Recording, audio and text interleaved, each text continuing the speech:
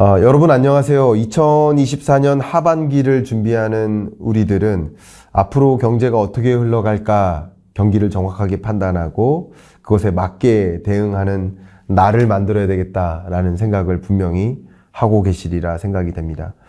특히 지정학적 불안이 고조되고 있는 국면에서 경제가 어떻게 흘러갈지를 가늠하기가 굉장히 어렵다. 누구의 말을 들어야 되나 이런 생각을 하실 텐데, 그래도 여러 전문가들의 말씀도 경청하시겠지만 국제기구의 전망치를 바탕으로 해서 향후 5년 동안 세계 경제가 어떻게 흘러갈까, IMF가 본 미래, 또 OECD라는 국제기구가 본 세계 경제의 미래, 이런 것들을 좀 들여다볼 필요가 있지 않을까.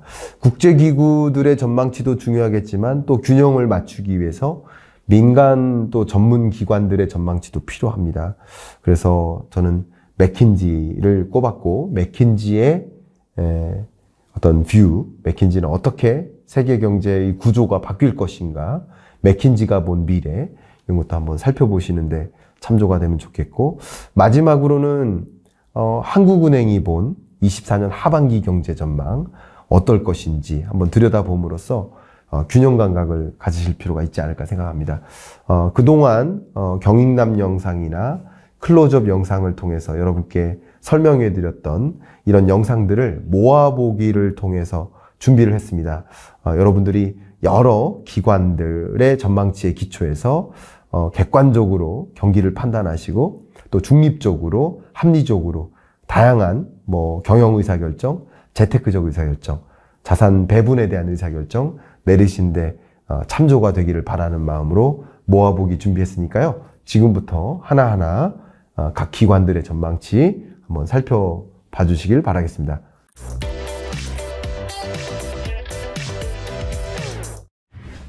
안녕하세요. 경제 읽어주는 남자 김호석입니다. 반갑습니다. OECD가 본 미래, OECD 경제 전망 보고서를 들여다보니까 세계 경제의 회복세가 진전되기는 하나 그 회복세가 좀 더디고 저성장의 흐름을 면치 못할 것 같다라는 흐름인데, 그런데 유독 미국만 성장한다, 미국만 고성장을 영위하게 된다. 그 이유는 무엇일까? 여러분 많이 궁금하실 겁니다. 그래서 약 한 200페이지에 가까운 이 보고서의 내용을 기본으로 해서 여러분께 중요한 요점들을 정리해서 전달해 드려볼까 합니다. 이 보고서가 홈페이지에 게재되어 있는데, 그 홈페이지에 마치 썸네일처럼 실려 있는 그림이 바로 이겁니다. Unfolding Recovery라는 제목이 붙었습니다.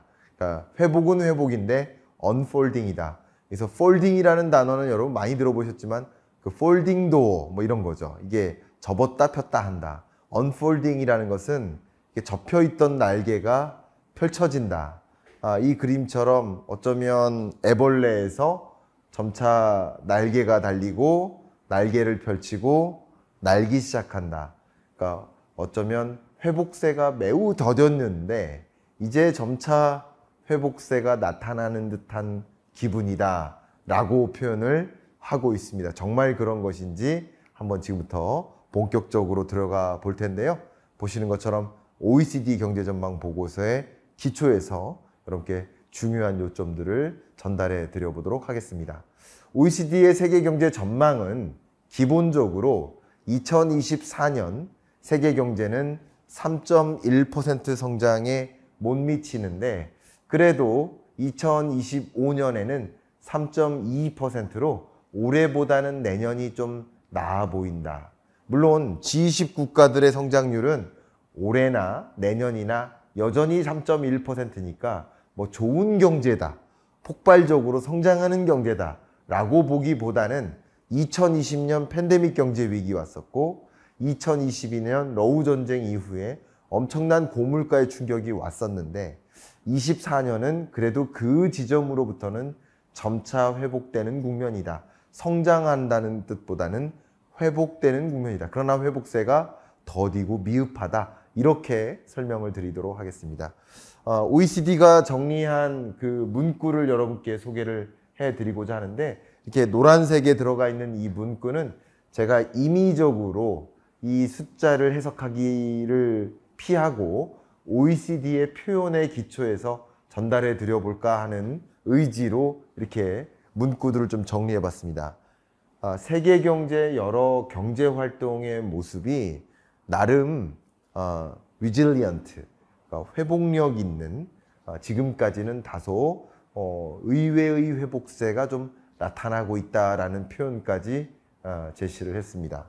OECD 경제전망 보고서에 담겨 있는 주요 근거들 보면 PMI 지수, 제조업 구매자 관리 지수죠. 그러니까 제조업체들의 구매팀이 있습니다. 그럼 구매팀의 구매 담당자가 이만큼 소재, 부품, 장비를 더 사야 돼요. 사야 돼요, 말아야 돼요를 물어보는 거죠. 물어봐서 50을 상회하면 앞으로 지난달보다는 더 사야 돼요. 또 다음 달 또 물어보는데 그 전월보다는 더 많이 사야 돼요. 이렇게 한다면 50을 상해서 올라가는 것이 되겠고, 아니다, 전월보다 좀 줄여야 돼요. 더 줄여야 돼. 이렇게 되면 50을 밑돌게 될 텐데, 제조업과 서비스업 모두 다 24년 상반기 들어서 충분한 아까 말씀드렸던 surprisingly, 여기 보시죠? 의외로 놀랍도록 resilient,한 회복되는 모습이 현재까지는 전개되고 있다, 이렇게 표현을 하고 있습니다. 역시 세계 교육 부문도 확인해야 되는데요. 방금은 생산 부문을 봤다 그러면 생산된 것이 얼마나 세계적으로 활발하게 교역되고 있는가를 봐야 되는데, 그 교역되고 있는가를 볼 수 있는 대리 변수가 쉬핑 볼륨입니다. 얼마나 해상 선박 물동량들이 계속 돌아다니는가, 물동량이 얼마나 이동하는가, 주로 컨테이너선의 볼륨을 통해서 우리는 확인할 수 있겠는데, 2022년에 어려웠다가 23년 나름 회복되는 듯 했다가 지금은 어느 정도 자리를 잡는 듯한 모습. 그러니까 세계 생산도 활발하게 이루어지고 있고 생산된 물자가 잘 교류되고 있다, 교역되고 있다. 그러니까 세계 경제가 예상외의 회복세가 진전되고 있다라고 볼 수 있는 여러 면면들이 이렇게 제시되어 있습니다. 두 번째로 OECD가 강조한 세계 경제가 나름 점진적인 회복세라고 판단하는 주된 근거 두 번째가 인플레이션 압력이 둔화되고 있다. 물건의 가격이 떨어지는 게 아닙니다. 물건 가격의 상승률이 둔화되는 것입니다. 물건 가격의 상승률이 둔화되는 것이지 상승률이 마이너스를 찍는 것이 아니기 때문에 여러분이 구매하시는 물건 가격이 떨어질 일은 전혀 없습니다. 물건 가격은 계속 올라도 물건 가격의 상승세가 이제 점차 둔화된다, 이렇게 보시면 좋겠는데, 물건 가격 상승률, 소비자 물가 상승률을 보면 OECD 국가들의 평균치도 점차 디스인플레이션, 정점을 찍고 상승세가 둔화되다가 24, 25년에도 하향 안정화될 것이다. 유로존도 그렇고 미국도 그렇고 우리나라도 마찬가지 2024년 정도 중반이 되면 이 헤드라인 인플레이션 물가 상승률이 목표하는 수준에 가깝게 온다, 이렇게 전망을 한 겁니다. 역시 코어 인플레이션을 또 봐야 됩니다. 헤드라인 물가 상승률 중에서 전체 소비자 물가를 계산할 때 여러분의 소비 품목이 한 460여 가지가 있는데, 그 중에 일부가 식료품일 것이고 그 중에 또 일부가 에너지 관련 소비 품목인데, 이 식료품과 에너지 관련 품목들은 급등락이 심해요. 그죠? 그래서 기조적으로 물가가 잡히는가를 보는 데는 한계가 있어요. 그래서 이 두 가지 품목을 제외한 나머지 품목, 이것을 근원물가라고 하고, 이 근원물가 상승률이 말 그대로 그 나라 경제의 기조적인 측면에서 물가가 잡히고 있는가를 확인할 수 있는 근거가 되니까 코어 인플레이션율이 더 중요할 수도 있겠다. 어쩌면 헤드라인 물가 상승률은 여러분의 체감 물가와도 가까울 수 있겠지만, 근원 물가 상승률은 통화 정책의 의사결정, 금리를 인하할지 여부를 결정하는 통화 정책 관점에서는 근원 물가가 더 중요한 것이다, 이렇게 볼 수 있겠고, 근원 물가 상승률은 잠깐 비교해 본다면 헤드라인 물가 상승률의 흐름보다 근원 물가 상승률의 흐름이 더 낮게 2%에 가깝게 전개되고 있다. 그리고 이미 24년 중반부터 한국이든 유로존이든 미국이든 근원 물가 상승률은 2% 수준에 가깝게 안착할 것으로 OECD는 전망하고 있습니다. 표현을 본다면 인플레이션이 다소 타겟, 목표 물가, 이 주요 선진국들은 2%를 타겟으로 하니까 2%에 가깝게 떨어지고 있다. 그러나 아직도 some pressures, 아직도 고물가의 압력은 persist, 존재한다, 유지되고 있다라고 표현하고 있습니다. 아직도 2%대를 상회하는 고물가가 유지되고 있어요. 그러나 어쨌든 그 고물가의 압력은 조금씩 압력이 둔화된다. 압력이 남아있지만 그것을 소위 디스인플레이션이라고 표현하죠. 여전히 고물가이지만 그 물가 상승률이 정점을 찍고 안정화되고 있다. 이런 흐름이니까 OECD는 인플레이션 압력의 둔화를 굉장히 중요한 긍정적인 경제 회복의 근거로서, 실마리로서 생각을 하고 있는 입장입니다. 그렇게 인플레이션 압력이 둔화되는 것이 경제적으로 긍정적인 이유, 가장 중요한 이유는 바로 물가 잡기 위해서 금리 인상했던 세계 주요국들의 행보가 이제 물가가 목표하는 수준에 부합하게 되면 금리를 인하하는 통화정책 기조를 긴축해서 완화로 점차 전환해 나갈 수 있는 흐름이 나타나는 것이 되기 때문에 금리를 높였다가 이제 낮은 금리로 점차 전환, 그러니까 완전히 낮은 금리로 갈 거라는 것은 아니에요. 아무래도 중립금리 자체가 높게 유지될 겁니다. 우리나라도 2020년, 21년 제로금리를 도입했다가 기준금리를 3.5%까지 끌어올렸죠. 다시 금리를 인하해도 0%로 내리는 게 아닙니다. 아마도 중립적인 목표금리는 2에서 2.5%가 될 거라고 생각합니다. 어쨌든 높았던 금리를 점차 적정금리, 중립금리를 향해 금리를 인하해 나가는 통화정책 기조의 전환을 거의 예고하다시피 하고 있습니다. 왜냐하면 이 보시는 이 그래프는 뭐냐면 목표하는 목표 물가 수준을 이미 이룬 나라들, 이미 목표 물가 수준에 왔거나 심지어 목표 물가보다도 더 떨어진, 목표 물가가 2%인데 물가 상승률이 지금 1.8%까지 그 언더로 떨어진 그런 나라들을 계산해 보니 23년 중반부터 시작해서 24년 초까지 그런 나라들이 목표하는 물가 수준에 도달한 나라들이 점차 많아지고 있는 모습이다. 자, 이런 것들을 본다면 통화정책의 기조가 이제 전환을 준비하는 시점이지 않나라는 것을 가늠해 볼 수 있겠는데, 역시 통화정책 기조의 전환으로서 어떤 표현을 OECD가 했냐면 뱅크 랜딩, 그러니까 은행 대출이라든가 디파짓 레이트, 그러니까 대출이나 예금, 그러니까 예대금리인 거죠. 은행 예대금리가 이제 뭐에 왔다? 올라가는 게 멈췄다. 올라가는 게 멈췄다. 정점을 찍었다. 선진국들의 경우에는 예대금리가 더 이상 안 올라가고 정점을 찍고 유지되거나 소폭 떨어지고 있다라고 표현을 하고 있습니다. 실제 OECD는 이제 물가가 2%라는 목표 수준에 부합하게 되고 그러면 점차 기준금리도 적정금리를 향해서 점진적으로 인하해 나갈 것으로 보고 있는데, 미국 같은 경우도 24년 연내 2차례 정도 금리 인하하지 않겠는가 이렇게 예견하고 있고, 유로존도 연내 2차례 정도 인하할 것이다 이렇게 보고 있습니다.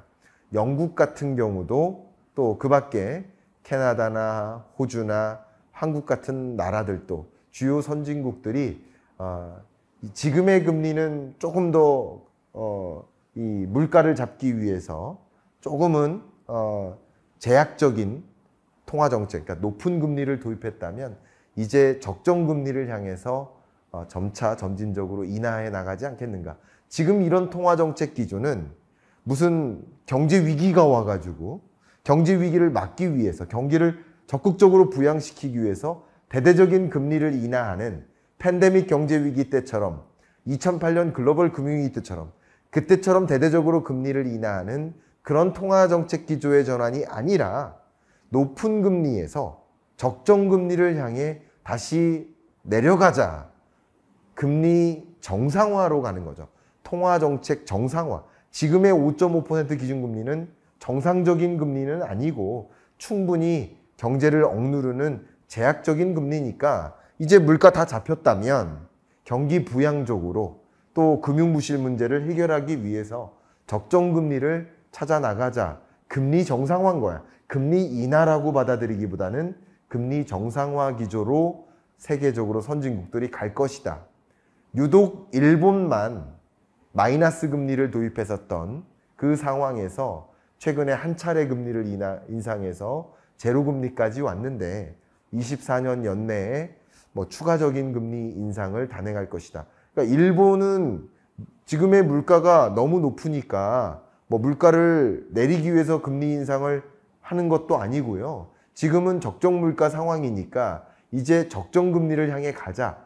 일본도 역시 통화정책 정상화 기조로의 전환인 거죠. 그러니까 세계 경제가 중립금리를 찾아, 저마다 중립금리를 찾아 정상화하는 기조로 갈 것이다. 이렇게 보고 있기 때문에 과도한 고금리 압력이 해소되면서 또 세계 경제의 회복세가 점진적으로 나타나지 않겠는가 하는 것을 그림 그리고 있습니다. 고금리가 완화되면 이제 기업들은 신규 투자해야 되겠네. 또 시장에서도 여러분들도 금리가 다소 낮아지니 저축해냈던 돈을 조금 더 뭐 주식으로 혹은 부동산으로 전환해야 되겠네 하는 돈의 움직임이 있으니까 그게 시장 가격을 끌어올리고 그게 또 실물 경제 회복으로 연결이 되겠죠. 그런 식으로 통화정책 기조의 전환이 실물 경제나 자산 시장을 긍정적으로 움직일 것이다. 이렇게 OECD는 바라보고 있습니다.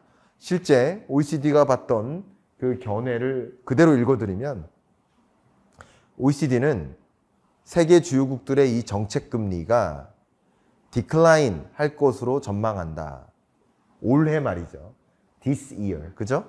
그리고 in most large advanced economies. 대부분의 선진국들의 경우에는 올해 안에 금리 인하를 시작할 것이다. 이렇게 표현을 한 겁니다. 그런데 세계 경제가 참 이상한 모습이에요. 불균형 회복세를 보입니다. 노동시장도 불균형합니다. 왜 불균형하냐? 세계 경제는 보시는 것처럼 평년 2013년에서 19년 동안 한 3.4% 성장했어요. 근데 23년, 24년, 25년 3.1, 3.2% 성장에 머무릅니다. 회복은 회복이라고 하는데 뚜렷한 회복이나 강한 성장세까지는 아니에요. 평년 성장률 3.4%를 밑도는 성장률이에요. G20 국가를 봐도 OECD 국가를 봐도 2013년에서 19년 동안의 평년 성장률을 못 미치는 국면입니다. 그런데 미국의 경우에는 2013에서 19년 동안 평년 성장률이 2.5%라고 한다면 23년, 24년 연거퍼서 2.5%를 이상으로 상회하는 2.5, 2.6%를 아직까지 유지해 나간다. 굉장히 강한 미국 경제의 성장세가 나타나고 있다. 제가 IMF 경제전망 보고서나 IMF의 월드 이코노믹 아웃룩 그 로 데이터가 있거든요. 그걸 분석해 보면 2029년까지도 세계 경제는 저성장 고착화되는데 미국 경제만 나홀로 강한 성장세를 유지하는 모습으로 전망을 합니다. 이게 불균형 회복세인 거죠. 미국만 나홀로 강하다라는 거죠. 그러니까 세계 경제가 뚜렷하게 회복되기보다는 미국만 나홀로 강한 이유는 무엇일까?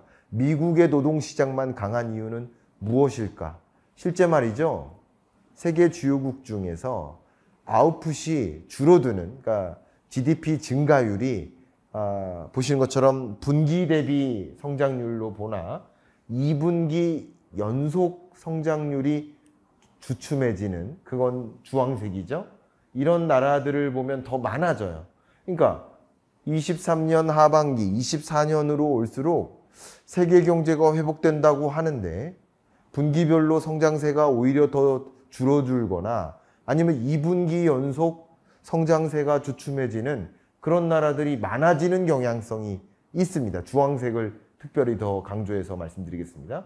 그런 경향성을 보면 세계적으로 회복된다기보다는 미국 경제가 강한 모습이고 미국을 제외한 나머지 경제는 좀 주춤하다 이렇게 해석해 볼 수 있겠죠. 불균형한 회복세인 거예요. 이 불균형한 회복세의 배경 중에 하나겠지만 불균형한 노동시장도 나타납니다. 가장 대표적으로 이 foreign born, 그러니까 해외에서 태어난 해외 인력이죠.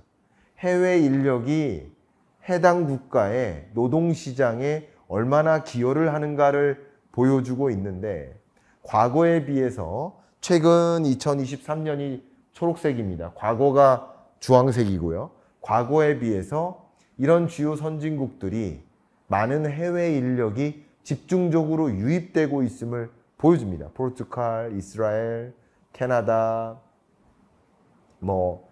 스페인, 미국 이런 주요 선진국들의 이미그레이션이 강하게 전개되고 있다. 그게 노동시장을 또 강하게 부스트업하고 있다라고 보여주고 있고요. 실제 노동 공급 부족에 놓여 있는 나라들이 미국이나 유로존이나 캐나다 같은 이런 주요 선진국들이 노동 공급 부족이라는 그 고통을 겪지 않고 있다. 노동 공급 부족의 정도가 오히려 줄어들고 있다. 그러니까 해외 인력들이 적극적으로 유입되고 있는 국면에서 우리나라 같은 경우만 해더라도 지방 중소기업들은 인력난이 너무 심각하고 뭔가 추가적인 생산을 하고 싶어도 못하고 있는 국면에 이런 주요 선진국들은 노동시장이 매우 강한 모습, 이런 강한 모습이 전개되고 있는 그 배경, 바로 이미그레이션이 있겠다. 적극적으로 해외 인력을 유입시킨다든가 그런 여러 가지 적극적인 대응 전략도 역시 작용을 하고 있다. 이게 불균형 회복세를 만드는 것이다. 특히 미국이나 캐나다와 같은 북미 지역으로의 해외 인력들의 유입이 굉장히 강하게 전개되고 있다. 미국 바이든 행정부 같은 경우는 IRA라는 행정 법안을 가지고 또 세계의 공장을 자국에 유치시키기 위한 움직임까지 하고 있으니까 더 그런 해외 인력들의 유입이 강할 수 있겠죠. 기술 인재들의 유입이죠. 이런 것들이 미국 경제를 더욱 강하게 만드는 모습이지 않나 생각을 해볼 수 있을 것 같습니다. 자, OECD 경제전망보고에서 강조했었던 여러 가지 이야기 중에 한 가지를 더 강조한다면 AI-driven economy라고 좀 표현해 보겠습니다. 세계 경제 성장률이 평년 한 3.4% 수준이에요. 근데 이 OECD 국가의 성장률은 한 3%가 채 안 되죠. 한 2.5% 수준입니다. 근데 OECD 회원국들의 ICT 산업의 성장률은 7.7%에 이릅니다. 이게 무엇을 의미합니까? 미국 경제도 마찬가지예요. 미국 경제의 성장률이 대략 앞에 말씀드렸던 것처럼 한 2.4%라고 본다면 미국의 ICT 산업의 성장률 같은 경우는 그걸 훨씬 초과해서 9.5%에 이릅니다. 이게 뭐죠? 한국 경제 성장률이 2%면 그것을 상회하는 산업들이 있고요. 그 한국 경제 성장률을 하회하는 성장률의 산업들이 있을 텐데 이런 상회하는 유망 산업들이 한국 경제를 리드하는 것이고 결국 우리의 산업 전략은 경제 성장률을 상회하는 유망 산업들을 더 많이 확보하고 전통 산업이나 사양 산업들을 유망 산업으로 산업 전환하는 그런 산업 전략이 꿰져야만 고성장세를 유지할 수 있겠다라는 의견을 드릴 수 있을 것 같아요. 그런데 ICT 산업은 산업의 성장률이 평년 성장률이 경제 성장률을 훨씬 웃돈이만큼 유망 산업인 거고 이 ICT 섹터의 일부가 AI, 인공지능 산업 아니겠습니까? 근데 잠깐 ICT 섹터에 대해서 OECD의 평가를 말씀드린다면 ICT 섹터의 토탈 이코노미를 훨씬 아웃페이스한다. 세계 경제의 성장률을 훨씬 압도해서 ICT 산업이 성장하고 있다. OECD도 표현을 했고요. 심지어 이 ICT 산업의 일부라고 볼 수 있는 AI 섹터의 경우에는 이 문구를 그대로 여러분께 읽어드리도록 하겠습니다. 생산성이 극단적으로 저하된, 저성장 고착화된, 슬러기시한 세계 경제의 흐름 속에서 이런 정말 저성장 고착화된 세계 경제를 리바이브, 다시 재생시킬 수 있는 포텐셜을 가지고 있다라고까지 표현했습니다.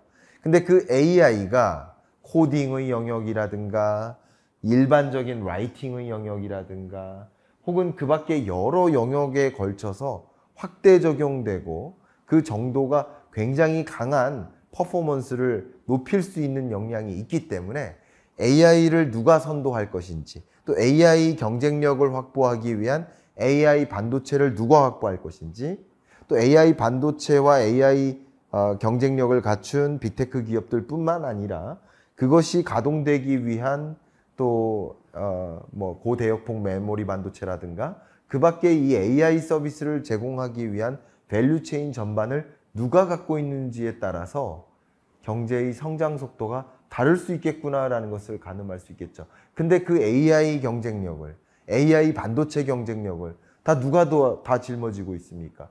세계 시가총액에서 1위부터 10등 안에 들어가는 AI 혹은 AI 반도체 기업 다 누구 겁니까? 미국 기업 아니겠습니까? 이런 흐름 속에서 말 그대로 AI 드리븐 이코노미라고 볼 수 있고, 미국 경제는 이 AI를 드라이브하고 있기 때문에, 그렇기 때문에 미국 경제가 나홀로 강할 수 있다. 세계 경제는 슬러기시한데 미국 경제는 나홀로 스트롱할 수 있다. 라는 표현이 OECD의 의견이라고 볼 수 있겠습니다. 자, 그러면 이런 OECD가 바라본 이 세계 경제의 흐름, 미래 2030년까지의 흐름을 봤을 때 우리는 무엇을 준비해야 됩니까? OECD가 강조한 표현을 먼저 읽어드리면 이노베이션이라는 표현을 썼는데, 이노베이션 에포트, 혁신을 일궈나가기 위한 노력이 더 추가적으로 개선돼야 된다. 심지어 세계적으로 이미 더 이렇게 막 경쟁하고 있는 이런 국면에 그 이노베이션 노력이 더 경주하듯이 더 집중되고 있는 그런 상황에 놓여 있다. 그럼 이런 국면에 우리는 어떻게 됩니까? 그러니까 혁신을 끌어올리기 위한 노력을 더 정진해야 되겠죠. 그럼 어떻게 합니까? R&D 예산을 늘린다든가, 미래 유망 산업을 더 확보한다든가, AI 반도체, 또 고대역폭 메모리 반도체, 그 밖에 시스템 반도체, 혹은 그 AI 서비스를 공급하기 위한 이 밸류체인 안에 있는 이 해당 산업들을 우리가 확보하고 해당 산업 내에서 경쟁력을 갖추기 위한 또 이런 R&D 기술 인재를 확보하고, 그리고 그런 영역에서 페이턴트, R&D 투자의 결과물이라고 볼 수 있겠죠. 이런 것을 더 많이 확보하고 지적재산권을 확보하고, 그러면서 미래 산업을 우리 것으로 또 우리의 영역을 좀 더 확보해 나가는, 지능 산업의 영역을 확보하는 게 아니라 유망 산업의 영역을 조금 더 확보하고, 그럼으로써 우리는 더 혁신 노력을 단행할 수 있지 않을까 하는 의견을 좀 드려봅니다. 세계 경제가 저성장 고착화되고 있고, 근데 미국 경제가 나홀로 강하게 전개되고 있는 이런 면면들 속에서 미국 경제는 어떻게 그러한 드라이브를 걸 수 있는지, 그런 배경을 들여다보고 그 안에서 우리 한국 경제는 어떻게 나아가야 될지를 함의를 찾아볼 수 있는 그런 계기가 되셨기를 바라는 마음으로 이번 주 경제 읽어주는 남자 마무리하도록 하겠습니다. 안녕하세요. 경제 읽어주는 남자 김원석입니다. 반갑습니다. IMF가 향후 5년을 어떻게 바라보고 있는가? 여러분이 가장 궁금해하시는 그 세계 경제의 5년 후 미래를 IMF의 보고서를 통해서 여러분께 전달을 해봐드리는 시간을 갖도록 하겠습니다. 자, 언제까지 이렇게 어려운 경제가 지속될까? 계속 경기 침체다, 4월 위기설이다, 5월 위기설이다. 계속 어려운 경제가 지속되는 과정에서 여러분은 제발 좀 언제쯤 경기가 회복될까 궁금한 상황이시리라 생각이 됩니다. 저도 굉장히 궁금하고요. 그래서 200페이지가량이 되는 이 IMF 경제전망 보고서를 더 들여다봤습니다. 지난주에도 IMF의 경제전망 보고서를 말씀드렸지만 오늘은 그것에 이어서 특히 IMF가 이 5년 후 미래는 어떤 모습일까를 그림 그리고 있거든요. 그 모습을 좀 전달해 드릴까 합니다. 특히 이 세계 경제를 좀 고치려고 노력은 하고 있지만 아무리 고쳐도 오히려 세계 경제가 이렇게 쪼개지는 모습이다 라고 좀 비유를 해 드릴 것 같고요. 쪼개져서 앞으로 5년 후의 미래는 지구가 둘로 쪼개지듯 분절화된 세계 경제의 모습이 전개되지 않을까 하는 생각을 해볼 수 있을 것 같은데요.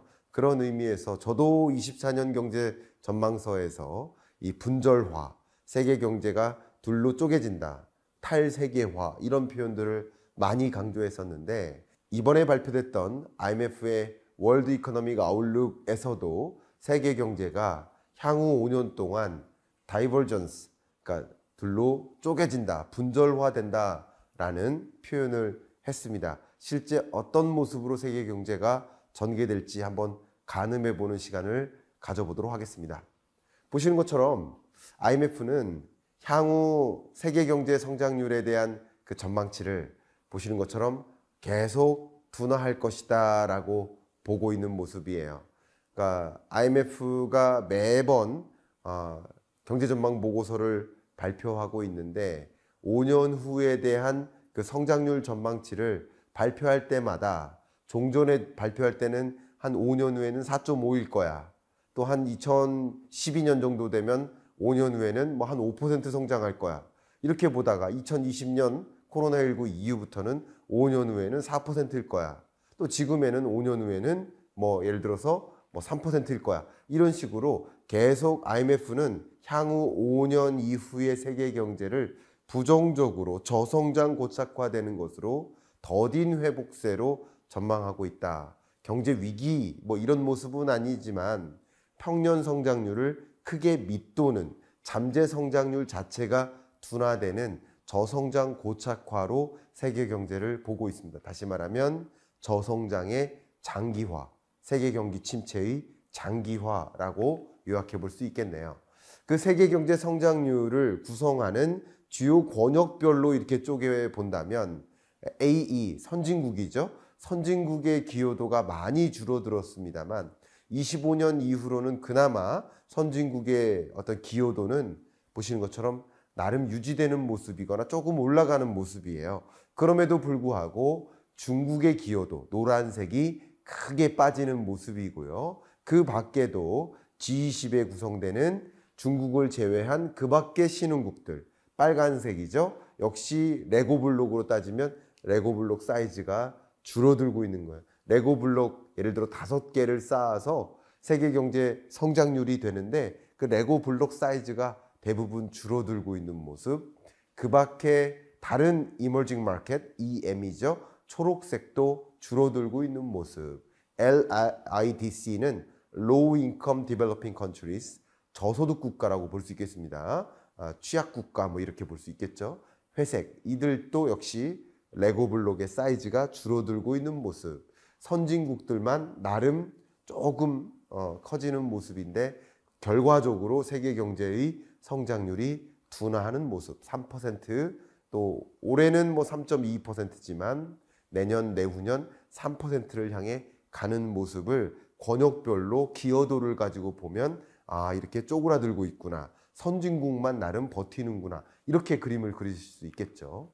이제 국가별로, 권역별로 5년 후 미래를 좀 그림을 그려본다면 2008년 당시 IMF의 경제전망 보고서 상에서 향후 5년 동안의 세계 주요국들, 권역들의 경제 성장률을 들여다보니까 그래도 예를 들면 러시아 같은 경우는 5% 이상 성장할 거야. 인도 같은 경우는 약 7% 성장할 거야. 8% 성장할 거야. 그죠? 인도네시아 같은 경우도 7% 성장할 거야. 중국은 10% 성장할 거야. 이렇게 그림을 그렸단 말이에요. 근데 지금 24년 4월 들어서 발표됐던 경제전망 보고서에서는 그렇게 성장 전망했던 것들이 대부분 이렇게 밑에 내려가 있는 거야. 이게 뭐냐면 45도선을 그렸잖아요. 그럼 45도선 밑에 대부분의 나라들이 이렇게 위치해 있다라는 것은 2008년 당시 전망했던 세계 주요 국가들의 경제 성장률 전망치보다 24년 현재 전망하고 있는 세계 경제 성장률의 전망치가 더 낮다는 것을 뜻하죠.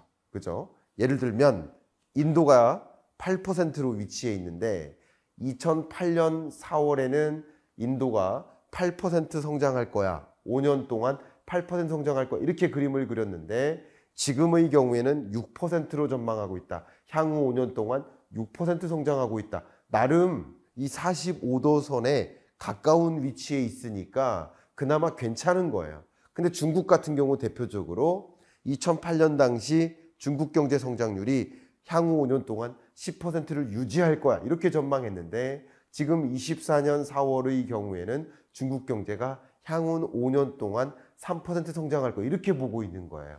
그렇게 세계 주요국들로 훑어보아도 종전에 약 2008년에 봤을 때보다 지금 2024년에 봤을 때 훨씬 저성장 고착화되고 있는 모습이다라고 그림 그릴 수 있겠죠. 이제 권역별로 좀 볼까요? 세계 경제 성장률도 보시는 것처럼 2008년, 2019년 코로나19 직전이죠. 그리고 2024년 현재까지 세계 5년 동안의 향후 성장률을 보면 레벨 다운되고 있다. 세계 경제가 라는 것을 확인할 수 있겠습니다. 근데 미국이나 캐나다와 같은 북미 지역의 경우에는 24년 이후 좀 나아진다라고 보고 있어요. 선진국들이 나름 나아지고 있다고 보는 그 배경이 이겁니다. 그런데 그 밖에 다른 국가들을 보면 전반적으로 특히 EAP, 동아시아 국가죠. 아시아 패시픽 이런 권역들은 급격하게 성장 둔화가 이뤄지고 있죠. EAP에 중국이 포함되고 있기 때문이죠. 또 ECA라든가 SA라든가 라틴 아메리카, LAC라든가 메나, 중동 같은 경우 SSA, 아프리카를 포함한 이런 국가들은 전반적으로 과거의 높은 성장세를 전혀 유지하지 못하는 성장률이 급격히 둔화되는, 그러니까 종전에 봤던 5년 성장률과 지금 보고 있는 5년 성장률은 레벨이 다르구나라고 볼 수 있는 근거가 이 권역별로 봐도 그렇게 전개된다. 이렇게 그림을 그리시면 좋겠습니다. 자, 이제 가장 중요한 이야기를 좀 해드리고자 하는데 IMF가 이렇게 장기적으로 저성장 고착화될 거다라고 보고 있는 그 이유는 바로 잠재 성장률의 둔화이거든요. 근데 제가 잠재 성장률에 대해서 설명을 여러 차례 드렸지만 다시 한번 기초 개념을 말씀드려 보도록 하겠습니다. 잠재 성장률은 그 나라 경제가 그 나라의 산업 구조, 인구 구조 혹은 경제 구조, 여러 자원 구조나 여러 가지 구조를 봤을 때 그냥 다른 이변이 없는 한 이 정도 성장할 거야 라고 보는 그 성장률이 잠재 성장률의 개념이다. 그런데 실질 성장률은 다른 외부 변수가 등장해서 그만큼 잠재 성장률을 밑도는 실질 성장률을 우리는 보고 있는 거예요. 그러나 가끔은 세계 경제가 폭발적으로 회복된다든가, 뭐 AI가 커진다든가, 시장이 커진다든가, 뭐 반도체 산업이 커진다든가, 이런 또 세계 교역이 활발해진다든가, 이런 일들이 있게 되면 잠재 성장률을 웃도는 실질 성장률이 있을 수도 있죠. 근데 중요한 것은 실질 성장률이 어떻게 전개될까, 이걸 보는 게 아니라 잠재 성장률 자체가, 그러니까 우리가 기대할 만한 그 한국 경제의 성장률 자체가 혹은 세계 경제의 성장률 그 자체가 둔화되고 있다라는 것이 중요한 팩트거든요. 먼저 한국 경제를 두고 말씀을 드려볼게요. 우리 한국 경제도 과거에 영위했던 잠재 성장률이 한 5%였어요.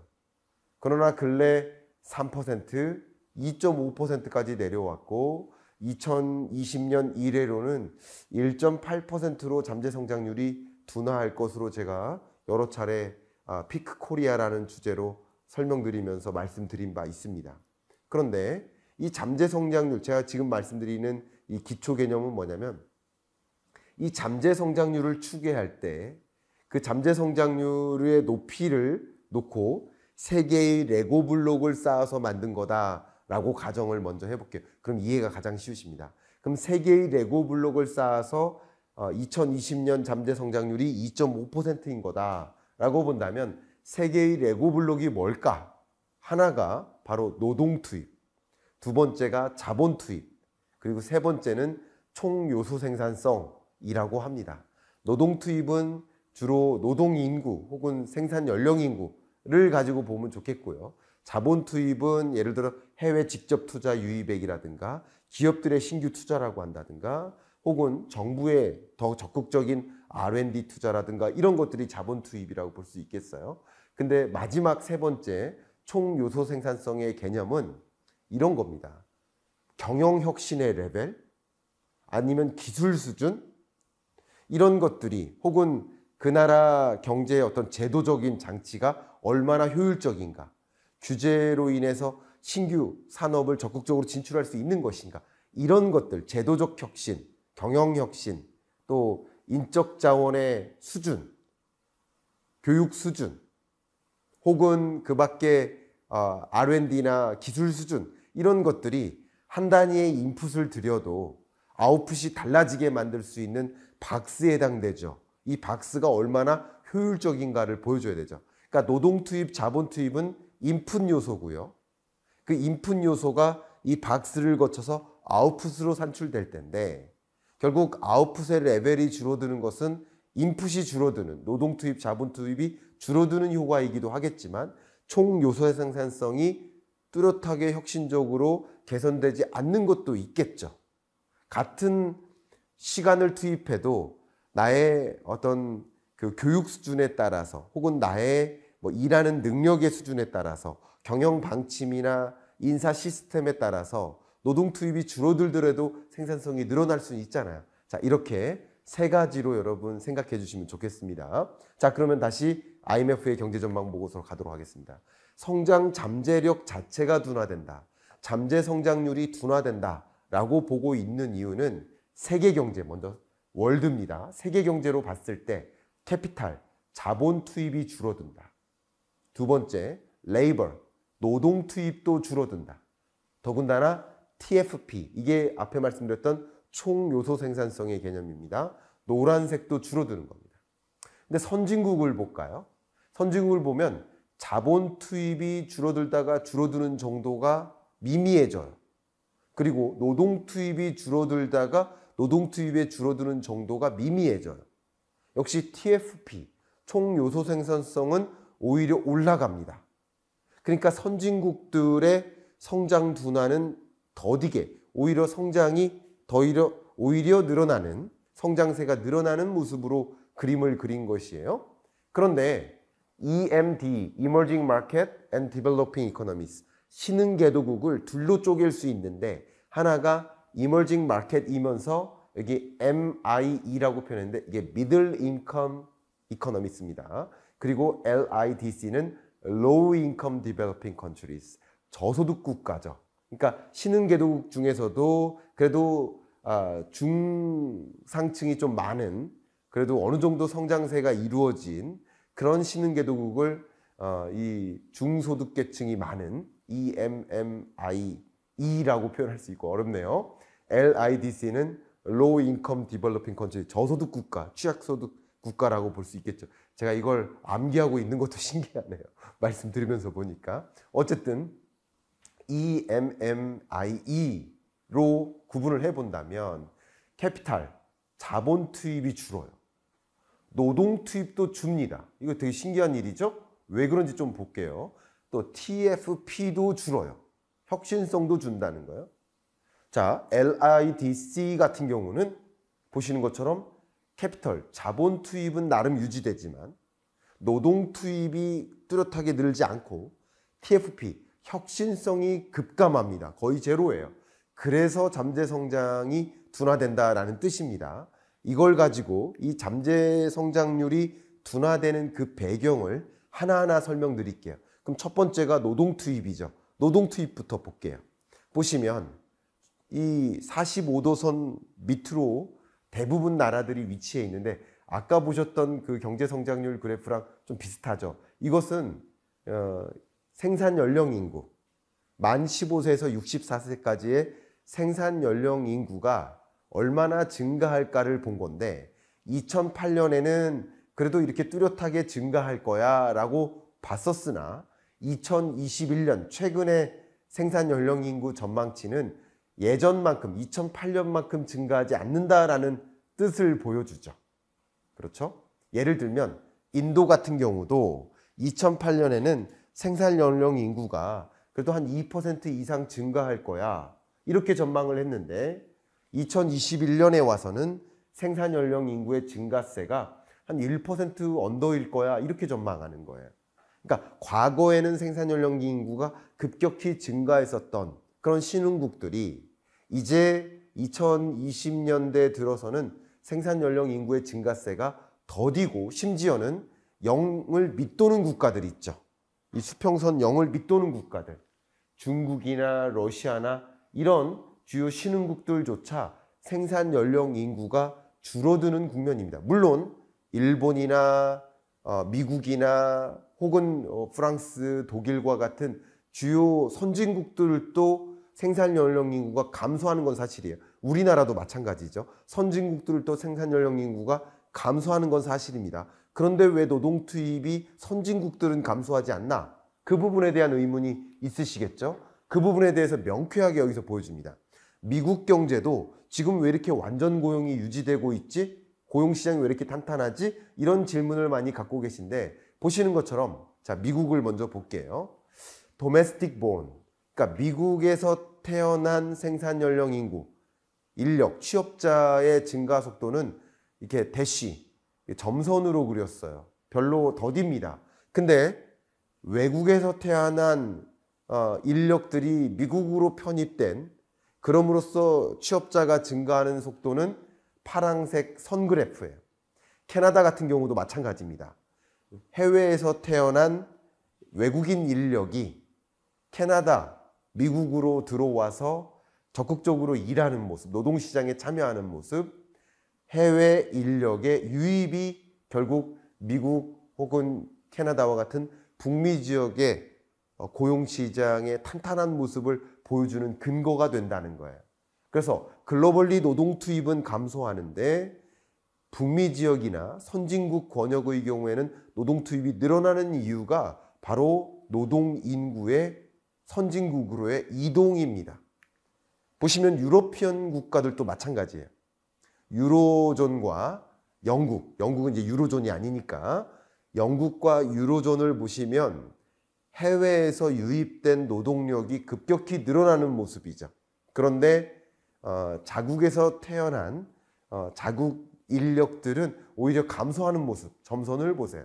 이런 모습을 보면 글로벌 노동 투입이 신흥국의 경우에는 인구가 여지까지 증가하고 있음에도 불구하고 노동 투입의 그 기여도가 줄어들고 있는 모습은 역시 선진국은 생산 연령 인구가 감소하고 있음에도 불구하고 노동 투입 요소가 증가하고 있는 이유는 바로 이겁니다. 글로벌 노동력의 이동이라는 것이죠. 두 번째, 노동 투입을 봤으니까 두 번째는 자본 투입을 보도록 하겠습니다.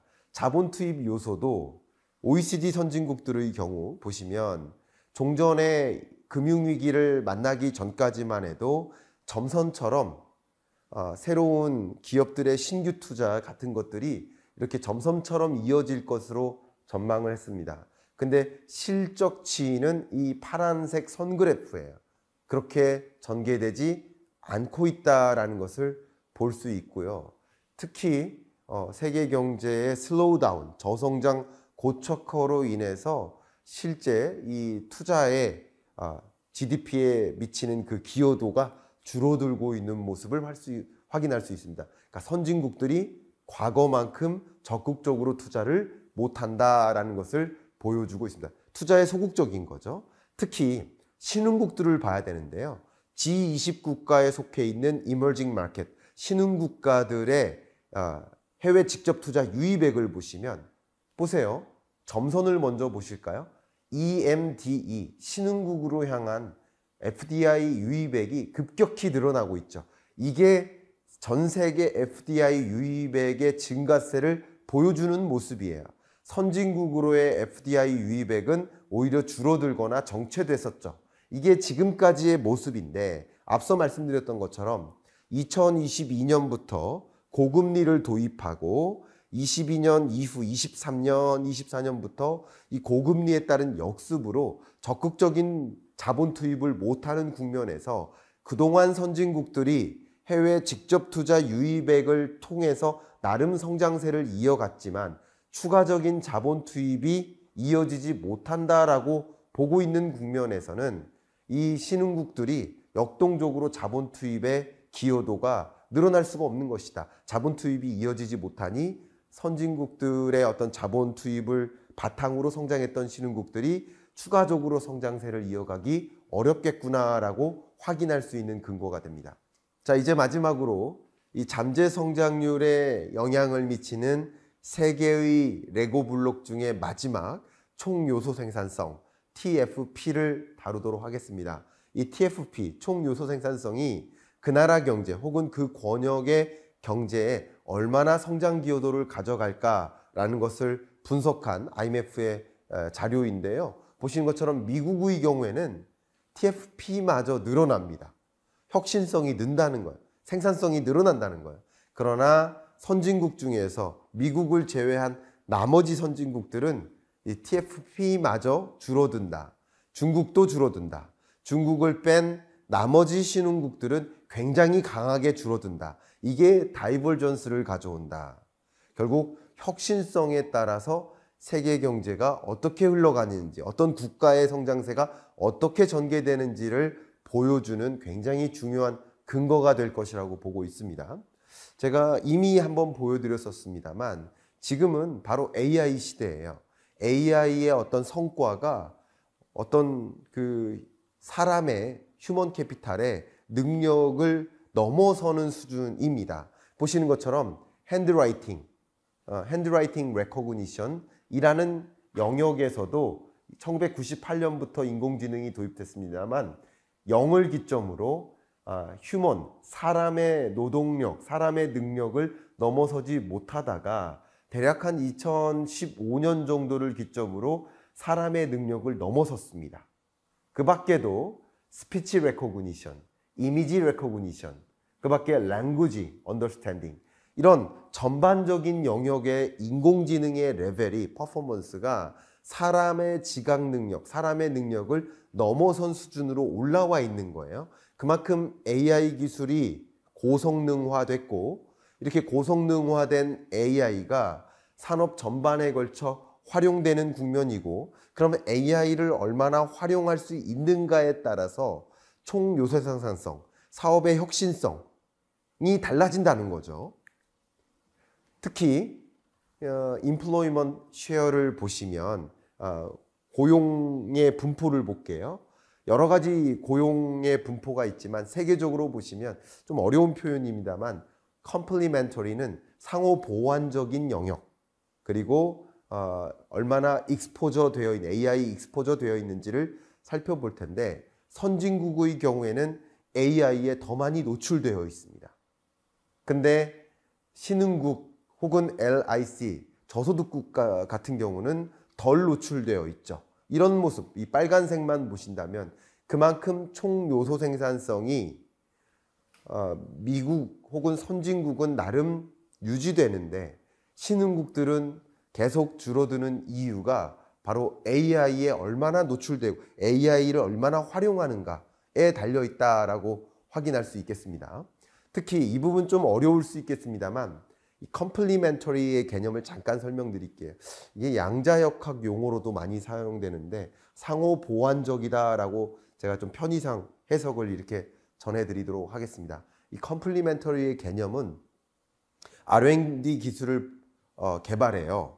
근데 그 기술적 역량은 그 산업에만 국한되는 게 아니라 우리 산업을 위해서, 우리 기업을 위해서 R&D를 고도화했는데 그 고도화된 R&D 기술은 다른 여러 산업의 전반에 걸쳐서도 적용되죠.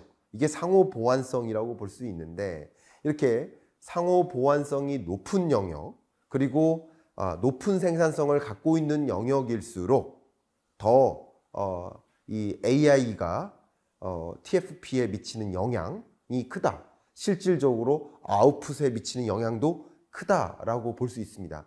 그만큼 선진국들이 생산성이 높은 산업 영역을 확보하고 또 상호 보완적으로 한 단위의 R&D 기술, AI 기술이 보급됨에 따라서 영향을 미칠 영역들이 많기 때문에 혁신성이 다른 여러 산업 전반에 걸쳐 활용될 수 있다라는 거예요. 예를 들면 AI 기술이 보급됩니다. 그러면 소위 IT 산업의 혁신이라고만 볼 수 있는 것이 아니라 그 AI가 농업에 활용되면 스마트 팜, AI가 예를 들어 도시에 활용되면 스마트 시티, AI가 자동차 산업에 보급되면 스마트 카가 되고요. 또 헬스케어에 활용되면 디지털 헬스케어 혹은 스마트 헬스케어가 되고요.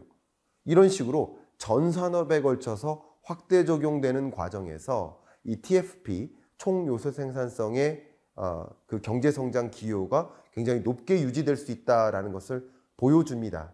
자, 제가 지금 IMF의 경제전망 보고서를 통해서 세계 경제가 저성장화되는데 상대적으로 선진국들은 미래 유망 기술을 더 적극적으로 포착함으로써 특히 AI와 같은 미래 유망 기술을 적극적으로 포착함으로써 노동력 감소에도 불구하고 또 자본 투입 감소에도 불구하고 생산성을 혁신시키면서 고성장세를 나름 유지하는 모습을 확인할 수 있었습니다. 이런 것들은 우리 한국 경제에 주는 함의가 굉장히 높다고 볼 수 있겠고 우리나라도 고성장 끝났다, 저성장 당연하다 이렇게 받아들이는 것이 아니라 R&D 투입, 교육 혁신을 통해서 추가적으로 고성장세를 만들어갈 수 있는 노력을 지속할 필요가 있지 않을까 의견을 제안드리면서 이상 이번 주 경제 읽어주는 남자 마무리하겠습니다. 감사합니다.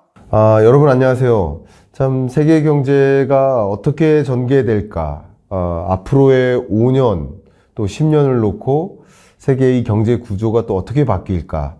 이런 부분에 대한 질문을 많이 하고 계십니다. 또 여러 국제기구들의 전망도 좀 중요하고 제 국제기구들 전망들을 많이 말씀드리고 있지만 또 민간 사이드에서 저명한 연구기관이나 컨설팅 펌들의 전망도 우리가 들여다봐야 될 필요가 있지 않을까 생각합니다. 그래서 이번 순서는 거의 처음이지만 맥킨지라는 굉장히 유명한 컨설팅 펌이죠. 이 맥킨지가 본 5년 후 미래라는 주제로 이야기를 하도록 하겠습니다. 자료를 보시는 것처럼 맥킨지가 분기마다 이런 페이퍼들을 내는데 물론 맥킨지는 기본적으로 컨설팅 펌이다 보니까 기업 관점에서 설명을 하는 거예요. 기업이 당면한 환경 변화를 보는 겁니다. 근데 이 제목처럼 Can you company remain? 이 기업이 계속 어떤 글로벌한 혹은 이 정세의 변화 속에서 이 글로벌 속에 계속 남아있을 수 있느냐. 그러니까 글로벌 기업으로 계속 유지할 수 있느냐. 이런 질문이고요. 만약에 그렇다면 어떻게 하는 것이냐. 이 부제를 보시면 geopolitical uncertainty. 그러니까 이런 지정학적 불확실성이 계속 고조되고 있는 이런 세계 경제의 국면 속에서 기업들이 계속 글로벌 기업으로서 남아있을 수 있을까? 다국적 기업으로서 존재할 수 있을까? 이런 굉장히 큰 질의가 던져진 거예요. 그러니까 이게 다소 기업의 경영 전략적인 관점에서의 페이퍼라고 볼 수 있겠지만 맥킨지가 보고 있는 향후 경제 구조의 미래를 내다본 것이다. 이렇게 볼 수 있겠습니다. 이 페이퍼가 바로 어제 발표가 됐기 때문에 이 자료가 무엇을 이야기하고 있는지 여러분께 명확하게 전달을 해 드려볼까 합니다. 먼저 앞서 말씀드렸던 것처럼 뭐가 계속 증폭되고 있어요? Geopolitical tensions. 그러니까 지정학적 긴장감이 고조되고 있다라고 볼 수 있어요. 그게 실제인지 한번 보도록 하겠습니다. 재밌는 현상인데요. 2020년 코로나19가 있었습니다. 그 이후에 Trade and Capital 혹은 Climate and Nature 혹은 Innovation and Technology 여러 가지 관점에서 우리가 고민할 수 있는 여러 주제들이 등장했고 그런 것들이 더 사실 계속 고조되고 있는, 더 나아지고 있는, 그러니까 트레이드라는 면에서도, 신규 해외 직접 투자라는 면에서도, 클라이밋 체인지에 대한 대응이라는 면에서도, 전방위적으로 계속 한 발 더 나아가고 있는 그런 과정이라고 볼 수 있는데, 보시는 것처럼 딱 한 가지, peace and security. 그러니까 이 평화와 안보, 이런 면에서는 다른 어떤 국가들의 관심이나 그 부분에 대한 투자나 정책적으로 그 부분에 대한 더 나아가는 그런 모습, 이런 것들이 전개됨과 달리 역행하는 모습을 확인할 수 있습니다. 그러니까 이런 것처럼 평화적인 면에서는 글로벌리 지정학적 불안이 더 고조되고 안보 위협이 더 고조되는 그런 관점에서 Peace and Security라는 영역만 감소하고 있는 이런 것을 보면 아무래도 지정학적 긴장감이 더 고조되고 있는 국면이구나. 기존에 우리가 영위했었던 세계 경제랑 다른 경제 국면으로 가게 될 텐데 다른 경제 국면으로 가게 되는 주된 배경이 바로 지정학적 긴장감이 고조되는 것이겠구나 라는 것을 확인해 볼 수 있을 것 같아요. 자, 그런 관점에서 또 추가적으로 보신다면 앞에 말씀드렸던 지정학적인 instability라는 표현을 썼는데 이게 안정적인 그런 것과 전혀 다른 개념인 거죠. 불안정성인 거죠. 지정학적 불안정성이 계속 뭐합니까? 우리 글로벌 비즈니스 리더들의 탑 관심사가 된 거예요. 보시는 것처럼. 관심사의 정도에 누구들의 글로벌 다국적 기업들의 리더격들이 고민하는 여러 가지 고민들이 있단 말이죠. 그 고민 중에 그냥 절대적으로 높은 관심 수준, 그게 된 거라는 거죠. 한번 보겠습니다. 예를 들면 서플라이 체인의 disruption, 그러니까 공급망 차질인 거죠. 공급망 대란. 이게 2020년에 굉장히 강하게 고조됐었어요. 코로나19 때문에. 22년에 러우 전쟁이 등장했고 또 공급망 대란이 있었어요. 이것저것 생산을 하고 싶은데 마땅히 그 해당 부품이나 소재를 구할 수가 없게 된 거예요. 공급망 대란이 일었었어요. 서플라이 체인 디스럽션에 대한 이 기업 리더들의 고충이 있었고 그것에 대해서 염려를 당연히 하겠죠. 그런 부분들이 가장 낮은 관심사에 있습니다. 보시는 것처럼. 그 다음 관심사가 뭐예요? 인플레이션. 인플레이션도 엄청나게 고민이에요. 글로벌 비즈니스 리더들의 고민 중에 아니 매출은 잘 일어나지 않는데 예를 들어서 이런 커피를 생산하는데 커피 매출은 잘 일어나지 않아요. 근데 이 커피 서비스를 제공하는 데 있어서 원두 공급이 잘 안 돼요. 그게 바로 앞에 말씀드렸던 서플라이 체인 디스럽션이에요. 근데 그런 것들이 맞물리면서 물가가 상승하는 거예요. 원자재 가격 오르고 종이 가격 오르고 근데 커피 판매는 잘 일어나지 않으니 가격을 올리기가 부담스럽고 이게 인플레이션에 대한 고려인 건데 그 부분도 역시 많은 비즈니스 리더들이 고민하는 사항입니다. 근데 그것이 이 지정학적인 여기 보시면 geopolitical instability and conflict 이런 변수와는 비교가 안 될 만큼 낮은 순위에 놓여 있는 것이다. 그러니까 인플레이션도 굉장히 심각한 우리가 생각하는 심각한 기업의 어떤 경영 건전화, 경영 정상화를 해치는 여러 가지 변수가 되고 있는데 그거랑 비교가 안 될 만큼 지정학적 불안이 굉장히 중요한 현안이 되고 있다라는 것이죠. 그 외에도 보시면 slowdown in China's economic activity. 그러니까 중국 내 경제 활동이 굉장히 슬로우다운 되면서 중국을 겨냥으로 한 여러 비즈니스 같은 것들의 기회가 상실되고 중국에서 계속 공장 경영할 필요가 있는가에 대한 고민 이런 것들도 굉장한 고민인데 오히려 이것은 중국 경제가 기우는 것에 대한 관심 그것에 대한 고려가 오히려 줄어들고 있는 국면입니다. 그렇게 큰 고려사항이 아닙니다. 여기 보시면 Transitions of Political Leadership 결국 지정학적 혹은 이 political 하면은 정치적 그런 리더십의 변화가 또 굉장히 중요한 현안이 되겠죠. 가장 대표적으로 트럼프냐 바이든이냐 누가 되느냐에 따라서 결국 더 적극적으로 촉진하려는 유망 산업이 섹터가 갈리는 것이고요.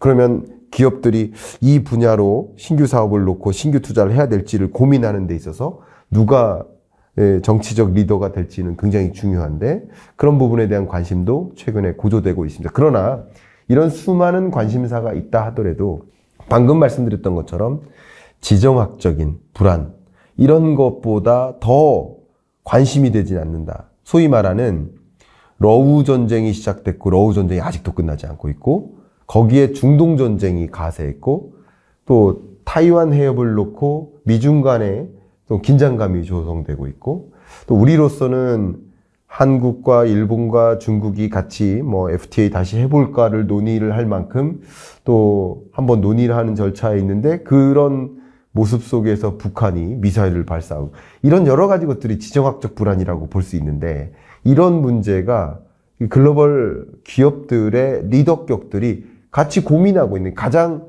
중대한 과제로서 고민하고 있는 과제가 되고 있는 것이다 라고 본다면 지정학적 긴장감이 고조되고 있는 이런 세계 경제의 미래 이런 것을 좀 관찰해 봐야겠죠. 그런 관점에서 결국 부상하는 신흥국은 누구고 지는 신흥국은 누구고 미국은 어떤 모습을 보일 것이며 이런 것들을 그림을 그려야 되겠죠. 맥킨지는 이런 관점에서 기업들이 어떻게 대응을 해야 될지를 제안하고 있거든요. 그러니까 그러다 보니까 어떤 일이 벌어집니까? 제가 영어를 영어로 그대로 가지고 왔습니다. reshaping, 모양이 변화하고 있다. 뭐가? production and supply chains.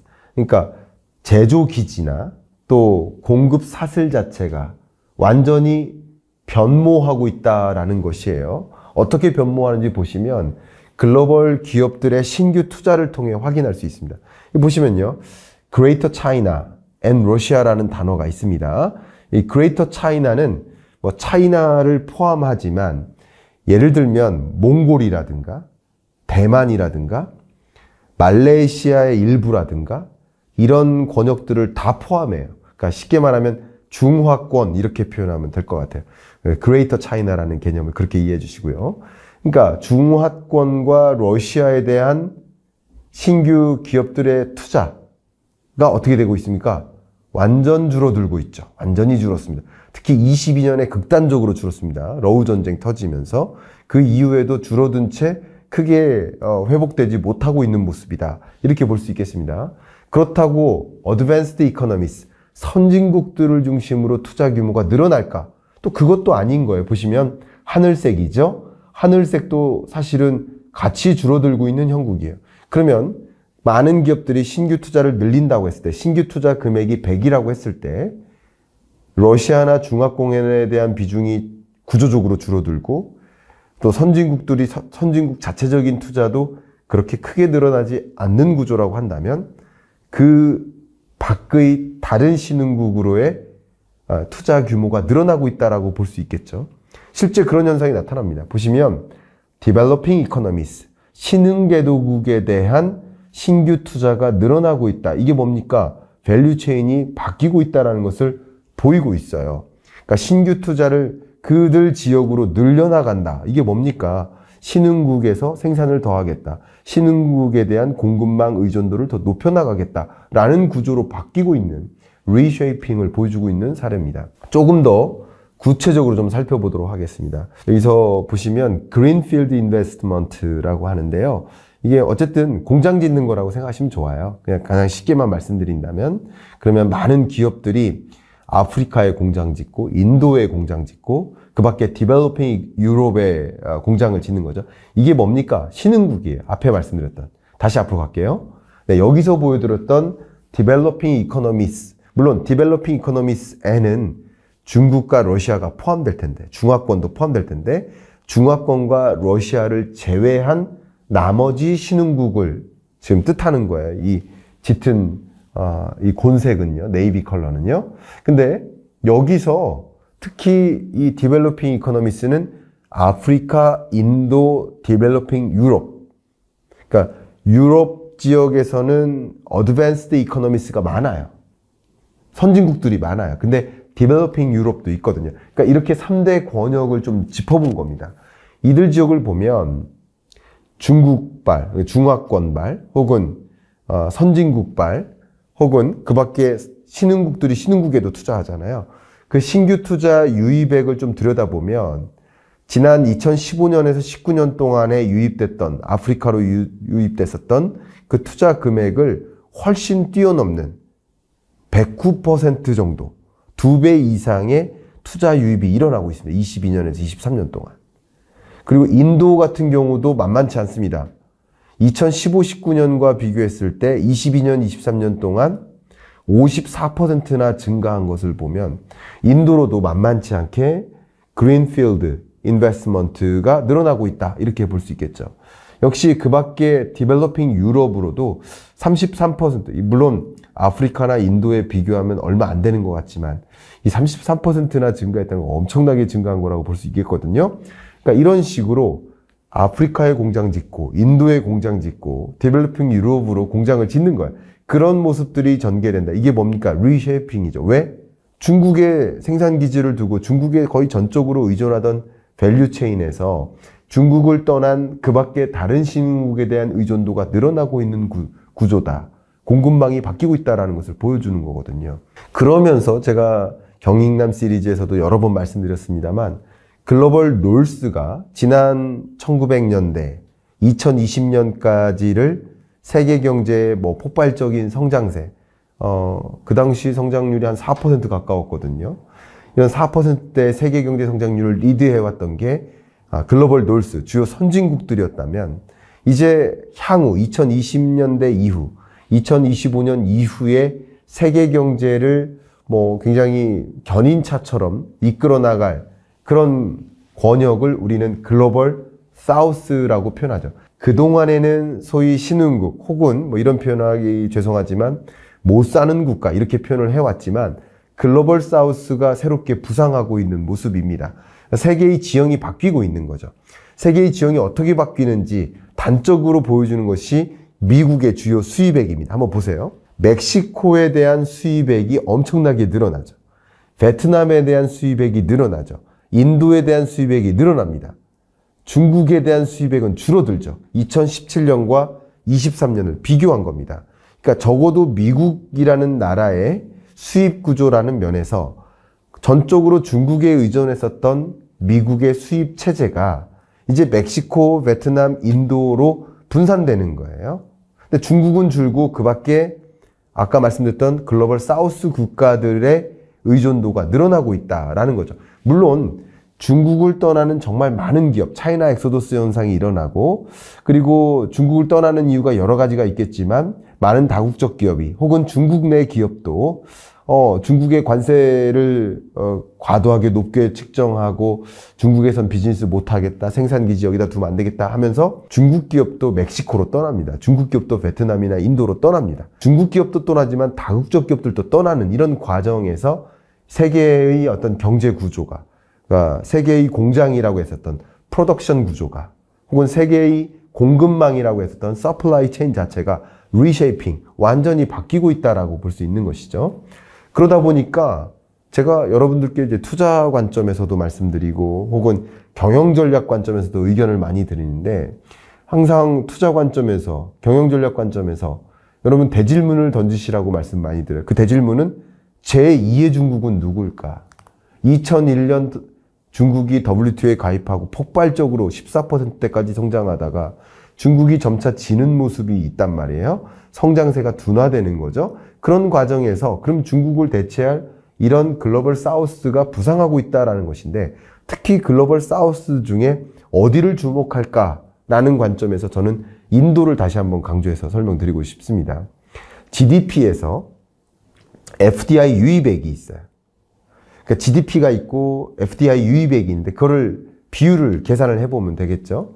근데 중국의 GDP 규모에서 FDI 순유입액의 비율을 계산을 해보면 과거 2010년대 같은 경우는 4.0%에 달했습니다.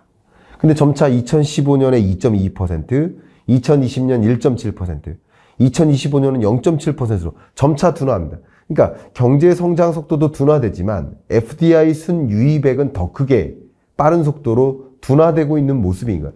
그런데 전혀 다른 모습이 인도죠. 인도는 반대로 2010년 1.6%, 15년 2.1%, 20년 2.4%로 상승하다가 이 값이 2025년이 되면 3.2%로 상승하는 것으로 전망이 됩니다.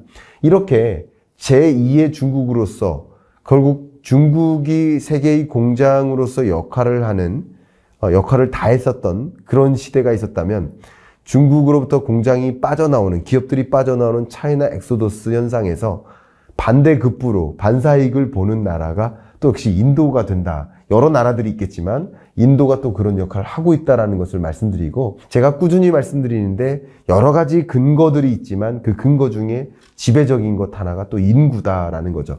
중국 인구는 감소하기 시작했고 인도 인구는 이미 늘기 시작했어요. 늘기 시작했다기보다는 계속 늘고 있습니다. 그전에도 늘고 있어요. 1950년 데이터부터 있지만 UN 통계거든요. 계속 늘고만 있습니다. 인도 인구는 적어도 한 2060, 70년까지는 계속 늘어날 것으로 보고 있습니다. 그러니까 인구가 계속 늘어난다.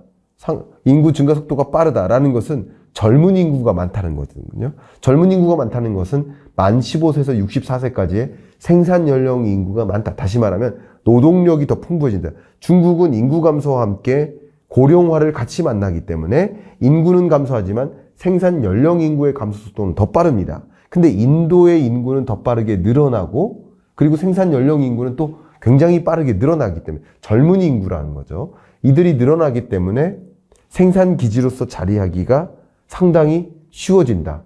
실제 중위 연령을 비교하면 맞아요. 한국의 중위 연령이 몇 세일까요? 지금 현재. 중위 연령. 그러니까 나이 순으로 1등부터 5천만 명, 5,200만 명을 나열을 해보면 딱 가운데 있는 사람의 나이가 몇 세일까? 우리 PD님 혹시 생각해 본 적 있으세요? 40대? 40대 중반입니다. 45.5세예요. 우리나라가.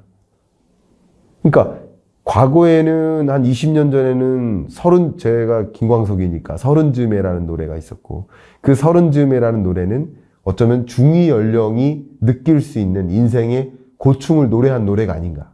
전 그런 생각을 해요. 근데 지금은 그 서른즈음에라는 노래의 고충과 고뇌를 30살이 체감할 수 있을까라는 생각을 해요. 지금은 한 45 정도는 돼야 결혼도 해보고 아이도 있고 봉양해야 될 부모도 있고 인생 살기 힘들고 물가는 높고 봉급은 안 오르고 정말 많은 고충을 느끼는 그 세대가 바로 중위 연령의 개념인데 제가 지금 정의에 부합한 중위 연령이 아니라 제가 생각하는 중위 연령의 개념인데 근데 이 중위 연령을 계산하면 중국이 39.8세예요. 거의 40입니다. 높은 편이에요. 근데 인도는요 29.5세예요. 중위 연령이 훨씬 낮아요. 그만큼 뭐예요? 연령 계층이 젊다라는 거예요.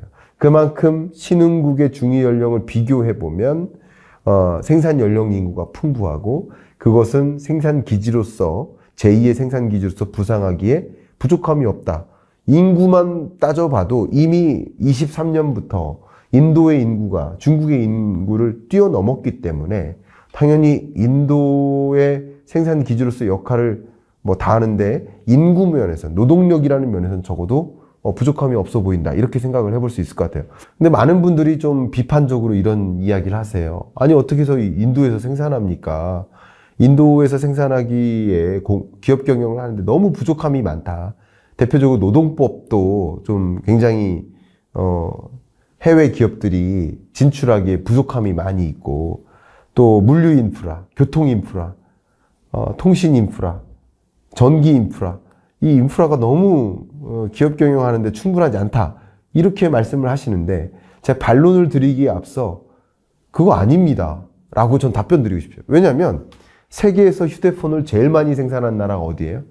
중국이에요. 2위가 어딜까요? 2위가 인도입니다. 중국에서 생산하는 휴대폰 생산이 이미 인도랑 거의 차이가 없게까지 좁혀졌습니다. 그러니까 이미 인도에서 휴대폰을 많이 생산하고 있습니다. 인도에서 어떻게 기업 경영합니까? 라고 질문하시는데 기업 경영하고 있다. 이렇게 말씀을 드릴게요. 정말 많은 기업들이 인도에서 생산을 영위하고 있고 인도네시아, 미국 이런 3위가 인도네시아거든요. 휴대폰 생산. 4위가 미국이고요. 근데 비교가 안 됩니다. 거의 한 4배?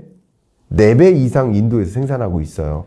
그만큼 제2의 중국으로서 부상하기에 틀림이 없다. 근데 인도가 부족하다고 하지만 인도가 국가 전략으로서 채택한 게 뭐예요? 메이크 인 인디아. 인도에서 만들어라 하는 국가 전략을 채택하고 방금 지적해 주셨던 부족한 인프라를 개선하기 위해서 달려가고 있거든요. 이런 것들을 보면 제2의 중국으로서 부상하기에 부족함이 없어 보이고요. 실제 미국이 세계 유니콘 기업 수로 보면 절대적으로 많거든요. 653개. 23년 기준으로. 유니콘 기업이 얼마나 새롭게 등장하느냐가 그 나라의 성장성을 보여준다고 생각하는데 중국이 2위입니다. 169개. 근데 3위가 역시 인도예요. 70개나 됩니다. 우리나라 14개인데요. 23년 안에. 유니콘 기업 많이 만들어야 된다. 제가 엊그저께 삼성인력개발원에 갔는데 그 대기실 앞에 그 걸려있는 액자가 있었는데 그 액자가 삼성이 처음 생산한 제품 사진을 이렇게 제시하고 있었어요. 그 처음 생산한 게 뭘까요? 국수입니다. 국수. 국수를 생산하던 최초의 생산이 국수라고 하더라고요. 이 국수를 생산하던 이 삼성이 지금은 정말 최첨단을 생산하고 있지 않습니까? 그러니까 유니콘 기업의 등장은 그 나라의 경제 성장에 얼만큼 혁혁한 공을 세우는지를 생각해 볼 수 있겠는데 고용을 제공하고 고용을 제공받은 취업자는 소득을 영위하고 소득을 영위한 소비자는 소비 활동을 하고 그게 경제가 선순환하는 구조를 만드는 거 아니겠습니까? 그 유니콘 기업 수도 정말 인도도 못지않게 늘어나고 있다. 이런 것을 본다면 제2의 중국으로서 이미 부상했다. 저는 이렇게 말씀드립니다. 과연 가능할까? 이런 질문을 하시는데 당연히 가능하다. 이런 말씀 드리고요. GDP 규모 면에서도 23년 인도의 GDP가 5위로 부상했는데 인도 성장률이 6% 7% 되고 그리고 그 바로 위에 있는 독일과 일본의 성장률이 1%가 될까 말까니까 이제 GDP 규모로 거의 차이가 없으니 이게 뒤집겠죠. 뒤집습니다. 2028년 기준 인도는 세계 GDP 3위국이 됩니다. 저희 인도를 그냥 찬양하는 것이 아니라 인도의 어떤 잠재성, 잠재력 이런 것들을 좀 보면서 인도가 이렇게 제2의 중국으로서 부상할 수 있겠구나. 그리고 인도가 이런 글로벌 사우스가 부상하는 과정에서 거의 대장격 역할을 합니다. 여러 가지 면에서. 그런데 이 글로벌 사우스가 부상하게 되는 배경도 좀 생각을 해보면 역시 핵심 광물을 보유하고 있다라는 것도 굉장히 중요한 포인트라고 저는 생각을 합니다. 전기차가 일시적인 캐즘 현상을 만났고 제가 경익남 영상을 통해서 설명해 드린 바 있지만 이 캐즘을 지나는 구간에서는 15% 시장이 아니라 이 85% 시장으로 확대되는 과정에서 전기차 배터리라든가 전기차에 들어가는 핵심 광물 또 반도체 뭐 각종 유망 산업에 들어가는 핵심 광물의 수요가 폭발적으로 늘어날 수 있다. 그럼 그 폭발적으로 늘어나는 광물이 뭐예요? 니켈, 리튬, 흑연, 코발트 이런 것들인데 다 누가 핵심적으로 보유하고 있습니까? 채굴량이 어떻게 됩니까? 인도네시아가 1위예요. 필리핀이 2위예요. 니켈. 또 여기 보시면 리튬 칠레가 2위고요. 아르헨티나 4위예요. 모잠비크 2위고요. 흑연 브라질 4위고요. 코발트 DR 콩고가 1위입니다. 절대적인 1위입니다. 이건 채굴량이고요. 이 표를 보시면 궁금하신 분들 보세요. 채굴량뿐만 아니라 매장량을 보아도 이런 글로벌 사우스를 구성하는 주요 국가들이 핵심 광물을 보유하고 있기 때문에 역시 상당히 많은 FDI 유입액이 기대되고 그런 것들이 글로벌 밸류 체인 혹은 공급망을 뒤바꿔 놓을 수 있다.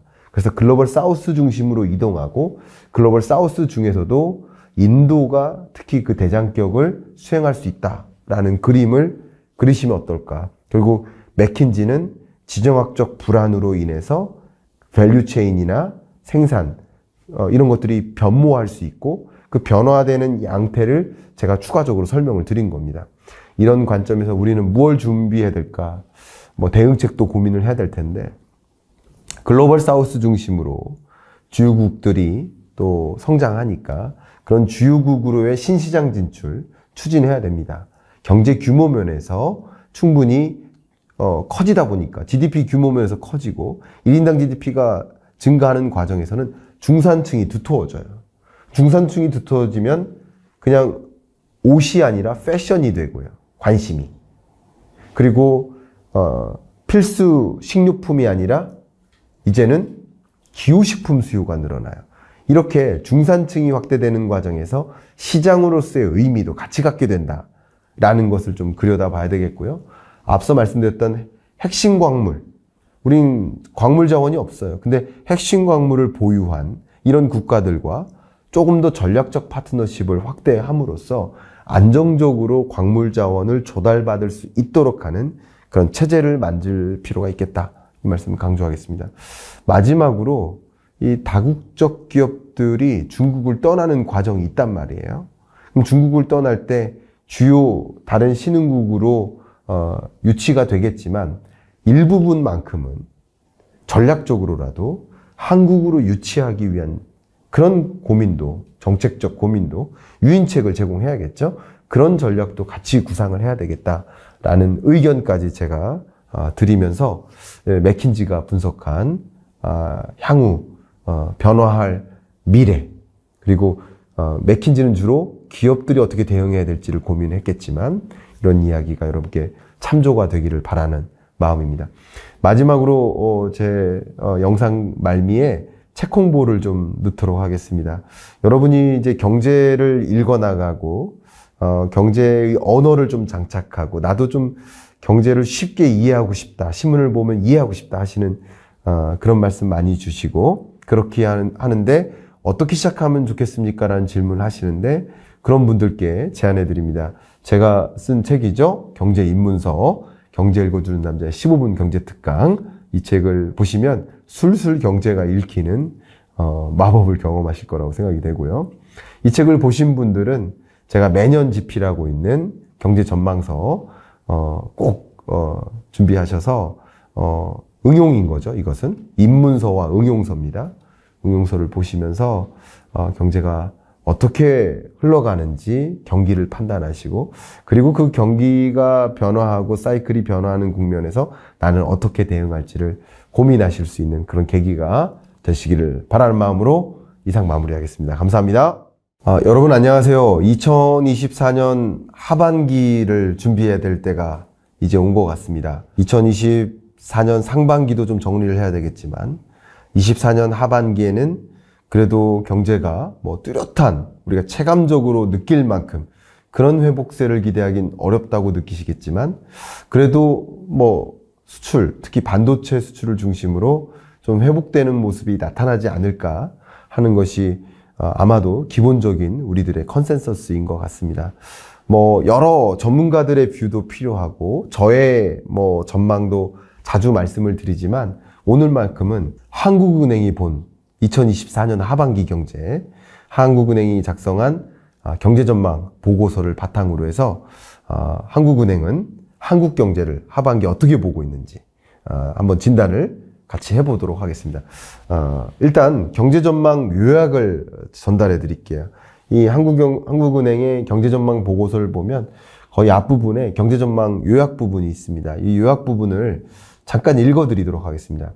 금년 중 국내 경제는 수출의 회복 모멘텀이 강화된 데다 소비 흐름도 당초 예상보다 개선됨에 따라 2월 전망 2.1%를 상당폭 웃도는 2.5% 성장할 전망이다. 그러니까 기존 2월에는 2.1%로 전망을 했는데 한국 경제가 2.1% 수준으로, 그러니까 잠재 성장률 수준으로 성장할 거야 이렇게 생각했는데 좀 지나놓고 보니까 2.5%로 그래도 생각보다 괜찮은 흐름을 보일 거야 라고 생각한 거예요.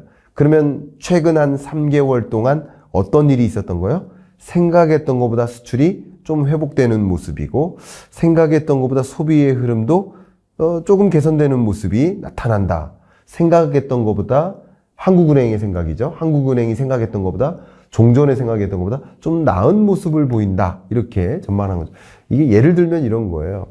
제가 서울에서 부산으로 가는데 우리 부산에 거주하시는 구독자님, 예를 들어 부산 연산동님 계시죠.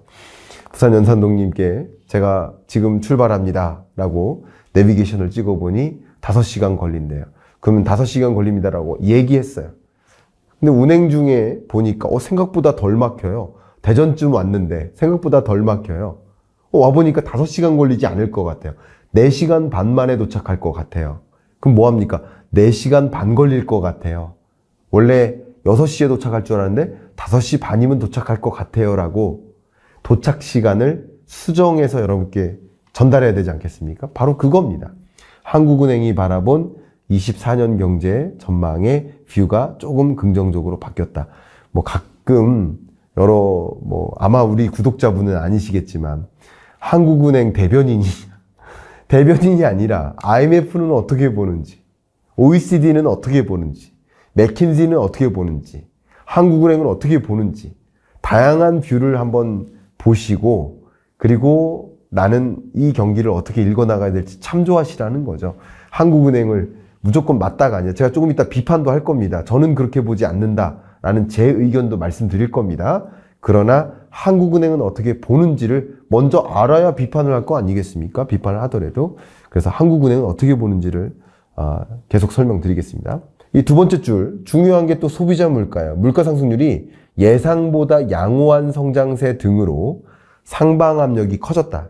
그러니까 생각보다 경제가 좀 양호하게 흘러가다 보니 소비자 물가 상승률이 좀 빨리 잡힐 줄 알았더니 잘 안 잡히더라 이 얘기예요. 그래서 완만한 소비 회복세 등을 감안하면 연간 전체로는 2월 전망치를 조정할 정도는 아니다. 그래서 물가 상승률 전망치는 유지하겠다 이겁니다. 이 표를 가지고 보신다면 23년 성장률이 1.4%예요. 최악의 경제죠. 그리고 24년 경제 2.5% 성장으로 수정 전망했습니다. 얼마큼? 0.4%포인트 상향 조정한 거예요. 25년 전망치는 2.1%인데 역시 전망치를 보면 기존 전망치가 2.3%였거든요. 0.2%포인트 하향 조정했습니다. 그러니까 이게 총론적으로 보면 이게 과연 회복되는 건가 하는 질문을 하실 수도 있는데 어쨌든 전망치가 한국은행은 상향 조정되는 과정이고 25년 GDP 규모를 그대로 둔다라고 했을 때는 24년 GDP 규모가 생각보다 더 높게 나타날 것이다라고 보면 25년 성장률은 조정될 수 있겠죠. 기저효과인 거예요. 이해가시죠? 그렇게 반영된 거라고 볼 수 있겠습니다. 물가 상승률은 유지입니다. 그러니까 24년 전체 소비자 물가 상승률이 2.6%고 그럼 전체 물가 상승률이 그러하니 상반기 물가 상승률이 예를 들어서 2.9%다. 예를 들어서 그럼 하반기 물가 상승률은 2.3%다. 이렇게 보는 거예요. 그러면 2.34%에 달하는 물가 상승률이 언제 도래할까? 이게 많은 분들의 관심사 아닙니까? 그거는 하반기 중에 도달하겠구나. 이렇게 생각하시면 도움이 되겠죠. 그리고 24년 기준 근원 물가는 2.2%에 도달하고 25년이 되면 2.0%에 도달할 테니 그러면 25년 연내 중에는 이 높은 금리를 계속 유지하면 된다는 뜻이 아닌 거예요. 아니라는 뜻이에요. 높은 금리, 지금 3.5%의 금리를 계속 유지할 경우 다시 2%가 안 되는 디플레이션 상황에 놓일 수도 있기 때문에 적정한 물가 상승률 2%라는 관역에 유지시키기 위해서 통화정책을 또 완화적으로 전환해야 되는 시점이 있다라는 것을 벌써 요약 부분에서도 해석할 수 있게 해줍니다. 이제 구체적으로 한국은행은 어떻게 한국 경제를 보는지 보겠습니다. 역시 한국 경제는 세계 경제의 일부이기 때문에 세계 경제부터 보고 있습니다. 보시면 24년 성장과 물가 전망치를 보시면 미국 경제예요. 성장률 전망치가 보시는 것처럼 기존에 전망했었을 때보다 이렇게 최근 전망치로 가면 갈수록 미국의 성장률 전망치가 상향 조정되는 거예요. 0.4%포인트 상향 조정됐다는 뜻이에요. 그러니까 종전에 전망했을 때는 예를 들어서 미국 경제를 2%로 봤는데 최근 보니까 2.4%로 보는 거예요. 이게 뭐예요? 0.4%포인트 상향 조정한 거예요. 근데 상향 조정하면서 물가 상승률도 생각보다 높게 유지되는구나. 같이 움직인 거예요. 근데 캐나다 같은 경우는 경제 성장률은 오히려 상향 조정하는데 물가 전망치는 변화가 없어요. 그러니까 캐나다 같은 나라는 다른 것을 고려하지 않는, 대외적인 요인을 고려하지 않는, 대외적인 요인이 뭐예요? 미국과의 금리 격차죠. 이걸 고려하지 않는다면 금리를 선제적으로 인하할 수 있다라는 뜻인 거예요. 이해가시죠? 특히 유로존 같은 경우 유로존의 성장률 전망은 올라가는데 인플레 전망은 오히려 낮춰 잡아요. 그러니까 생각보다 빨리 물가가 잡히니 먼저 금리 인하할 수 있다는 신호라고 해석하면 좋겠습니다. 이해가시죠? 역시 그런 모습들이 이렇게 나타나고 있는데 영국 같은 나라는 경제도 안 좋아지고 있고 물가 상승률은 경제가 안 좋아질 만큼 유지되고 있는 만큼 영국, 유로존 이런 나라는 금리를 더 높은 수준으로 지금과 같이 높은 수준으로 오랫동안 유지하기가 어려운 높은 금리를 가지고 버티기가 어려운 경제예요. 그러니까 조금 서둘러서 미국보다 먼저 금리 인하할 그런 가능성을 내비치고 있는 것이죠. 현재로서는 6월 중에 유로존이나 영국은 금리를 먼저 선제적으로 인하하지 않을까 하는 그림을 그리고 있거든요. 글로벌 경제가 이러합니다. 그러니까 물가는 통상 미국을 제외한 나머지 국가들은 통상 좀 생각보다 빨리 잡히고 있고 뭐 경제는 괜찮아요. 혹은 또 안 좋은 나라들도 있어요. 그러니 금리 이제 정상화해도 되지 않겠는가? 금리 인하를 선제적으로 해도 단행해도 되지 않겠는가? 라는 그림을 그리고 있다. 제조 PMI 지수를 보시면 제조 PMI 지수가 많은 기업들의 구매 담당자가 있는데 구매 담당자가 너 커피 생산하는 기업이 나 종이 컵 더 사와야 될 것 같아. 나 커피 원두 더 사야 될 것 같아. 라고 얘기하는 방식이에요. 근데 이 값이 보시는 것처럼 50을 상회하는 기준점으로 더 많이 가죠. 뭐 유로존은 안 좋지만 PMI 지수가 좀 떨어지는 모습이지만 이렇게 53을 향해서 가죠. 이런 것들은 뭐예요? 파란색을 향해 가는 모습들은 주요국들이 경기가 나름 괜찮다, 버티고 있다 이런 모습인 거예요. 버티고 있는 대신에 물가는 생각보다 빨리 잡힌다. 그러니까 이게 글로벌 경제가 나름 안 좋은 경제긴 맞아요. 안 좋은 경제지만 그래도 뭐 과한 강한 경기 침체까지는 면하는 모습이다. 이렇게 판단할 수 있겠죠. 굳이 따지면 한마디로 소프트 랜딩에 가깝다. 이렇게 보겠습니다. 글로벌 경기가 왜 이렇게 회복되는가? 그 배경으로서 한국은행은 AI 관련 반도체 경기를 강조합니다. 반도체 매출이 늘어나요. 예를 들면 엔비디아 매출 보세요. 미국 성장률이 2.5%인데 엔비디아의 매출 실적은 400% 증가합니다. 이런 모습들은 그만큼 AI 혹은 AI 반도체 기업들의 이 실적이 기반한다는 얘기는 이게 경기를 견인하는 역할을 하는 것이죠. 그만큼 AI 관련 반도체 경기가 호조세를 보이면서 물론 비반도체, 비AI 기업들은 전혀 회복세를 실감하지 못하고도 있습니다. 그러니까 여러분들이 체감 경기는 전혀 다르다라고 느낄 수도 있는 거예요. 우리나라도 마찬가지고요. 그렇지만 어쨌든 총량적인 면에서는 글로벌 경기가 회복되는 배경에는 바로 AI 반도체가 있다라는 것이고요. 생각보다 중동 불안이 커지면서 국제 유가가 뭐 $100를 초과할 수도 있어 하는 불안감이 있었고 그 불안감으로 2차 인플레 오는 거 아닌가 하는 걱정이 됐었고 2차 인플레가 오면 다시 금리 인상하는 거 아닌가 하는 걱정을 했었는데 이상하게도 전쟁이 장기화됨에 따라서 국제 유가가 또 하향 안정화되는 모습을 확인할 수 있었습니다. 이런 것들이 국제 유가 다시 급등하지 않으면 2차 인플레 걱정 안 해도 되겠구나. 그러면 이제 금리 인하 하거나 금리 정상화할 만한 나라들은 그냥 미국과의 기준금리 격차 문제를 고려할 필요가 없다고 생각되는 나라들은 선제적으로 금리를 인하할 수 있겠죠. 미국도 마찬가지죠. 미국도 국제 유가가 이렇게 하향 안정화 될 거라고 생각한다면 그러면 그냥 금리 인하 너무 뒤로 미룰 필요 없겠다라는 생각을 할 가능성이 높아지겠죠. 이런 것들이 통화정책 기조를 긴축이 아닌 완화적 기조로 전환되는 피버팅이 일어나는 과정에서 경기 회복의 배경이 된다라는 것으로 볼 수 있겠습니다. 실제 방금 말씀드렸던 것처럼 유럽 국가의 피벗 현황을 보면 체코, 스웨덴, 스위스 이런 나라들이 이미 금리 인하를 단행했고요. 미국이나 유로 같은 경우는 금리 인하 시점을 더 뒤로 미뤄야 되는 게 아닌가 이런 생각을 하는 경우도 있겠지만 어쨌든 금리 인하 시점이 지연된다 하더라도 어쨌든 24년 연내에는 금리 인하가 있지 않겠는가 하는 뷰를 한국은행도 가지고 있습니다. 유로존도 마찬가지고요. 이런 것들이 고물가라는 숙제가 해결되니까 그러면 고금리를 채택했던 나라들이 피버팅을 시도하고 그러니까 금리 인하를 단행할 수 있고 그럼 완화적 통화정책 기조가 결국 글로벌 경기의 회복을 견인할 수 있겠다라고 보고 있는 겁니다. 그러면 이런 글로벌 경제가 전반적으로 이런 요인 하에서 회복되는 기조로 간다.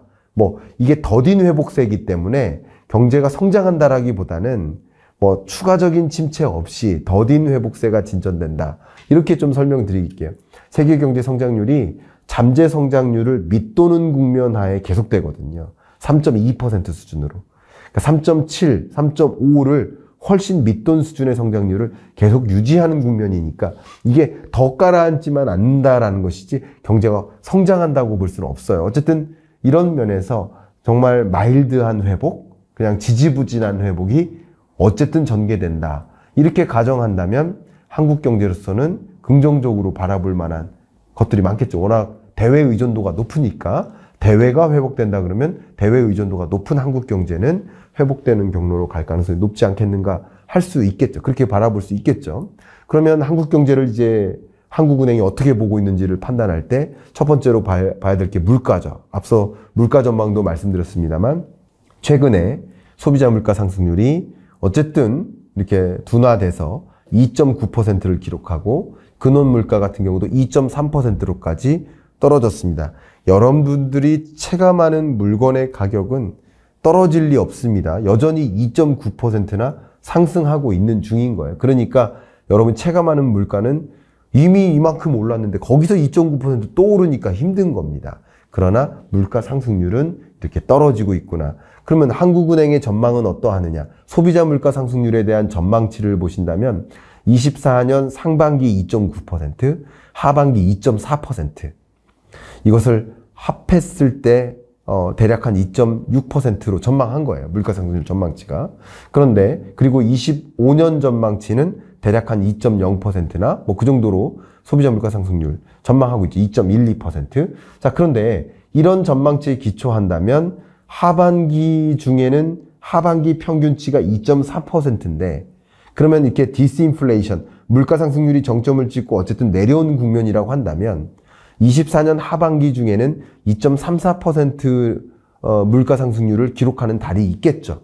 그 지점이면 한미 간의 기준금리 격차를 고려하지 않는다면 물가만을 고려했을 때는 금리 인하를 단행할 만한 여건이 조성되는 거라고 볼 수 있겠습니다. 왜냐하면 한국은행 총재도 그렇게 표현했거든요. 2.34%. 왜냐하면 2% 이렇게 떨어지는 국면에 2%가 다 와서 금리 인하를 단행하면 그러면 늦은 거예요. 디플레이션으로 다시 빠질 수 있어요. 너무 높아도 안 되고 너무 낮아도 안 되니까 2.0%를 웃돌아도 안 되고 쉽게 말하면 밑돌아도 안 되는 거야. 2%라는 관역에 딱 맞춰서 유지시켜야 되는 거야. 그렇게 통화정책을 운영하다 보니까 자연스럽게 2.34% 정도의 실적치가 나올 때 금리를 인하하는 수순을 가질 수 있다라는 그 표현도 우리는 이해해야 되겠습니다. 근원 물가 상승률이 더 중요할 수도 있죠. 왜? 기조적으로 물가가 잡히는가 아닌가를 판단하는 거니까.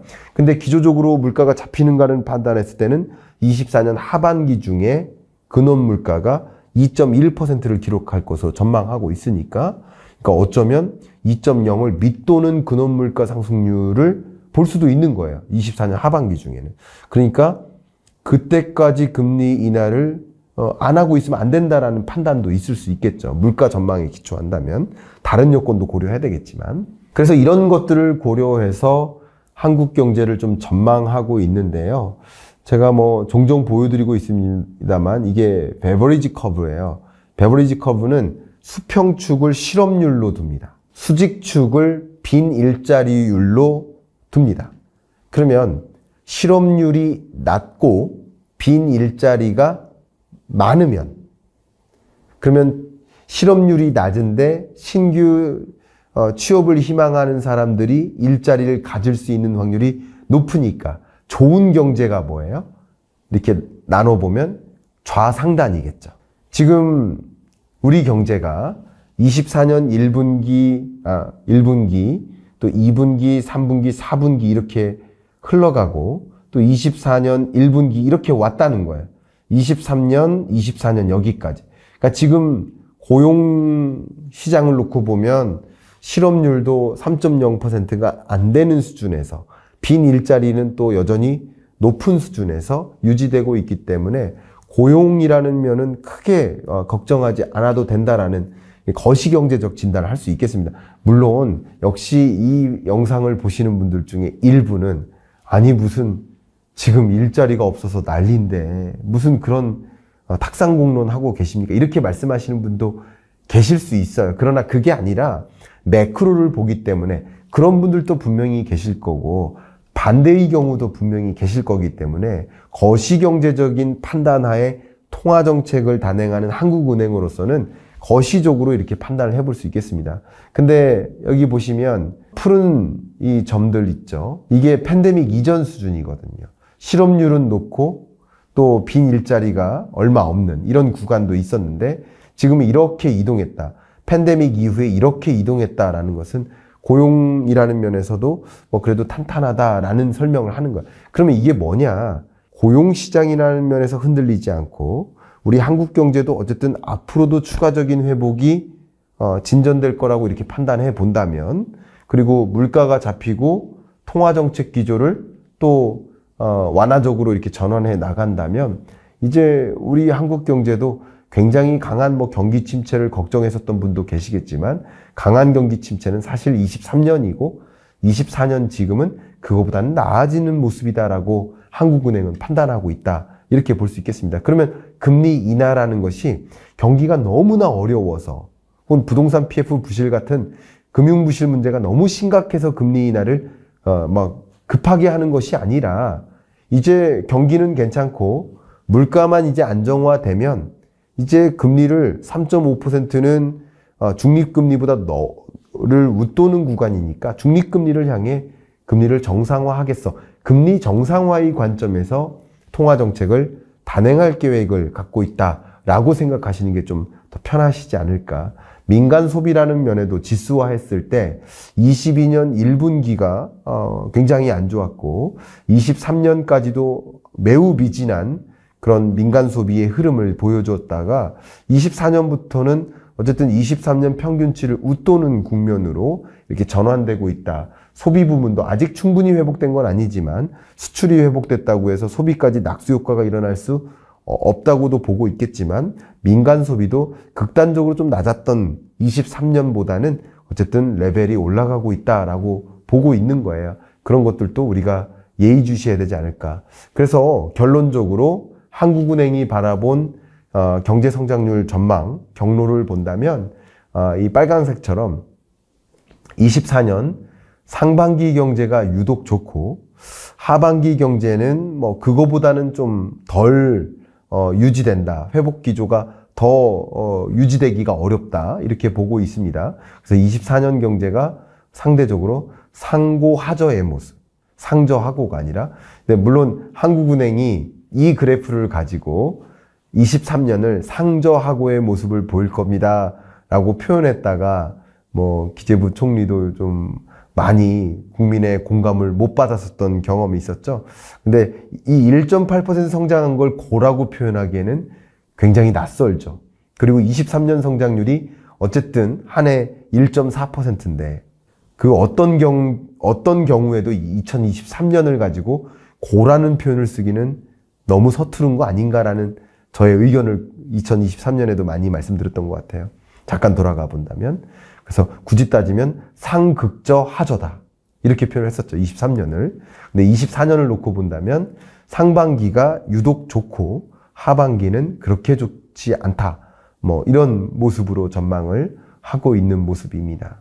자, 한국은행의 경제 전망을 본다면 특히 수정치를 본다면 종전에는 2.1%로 전망했고 이번에는 2.5%로 전망했는데 그 전망치가 바뀐 요인이 뭐냐? 대외 요인과 대내 요인으로 구분된다.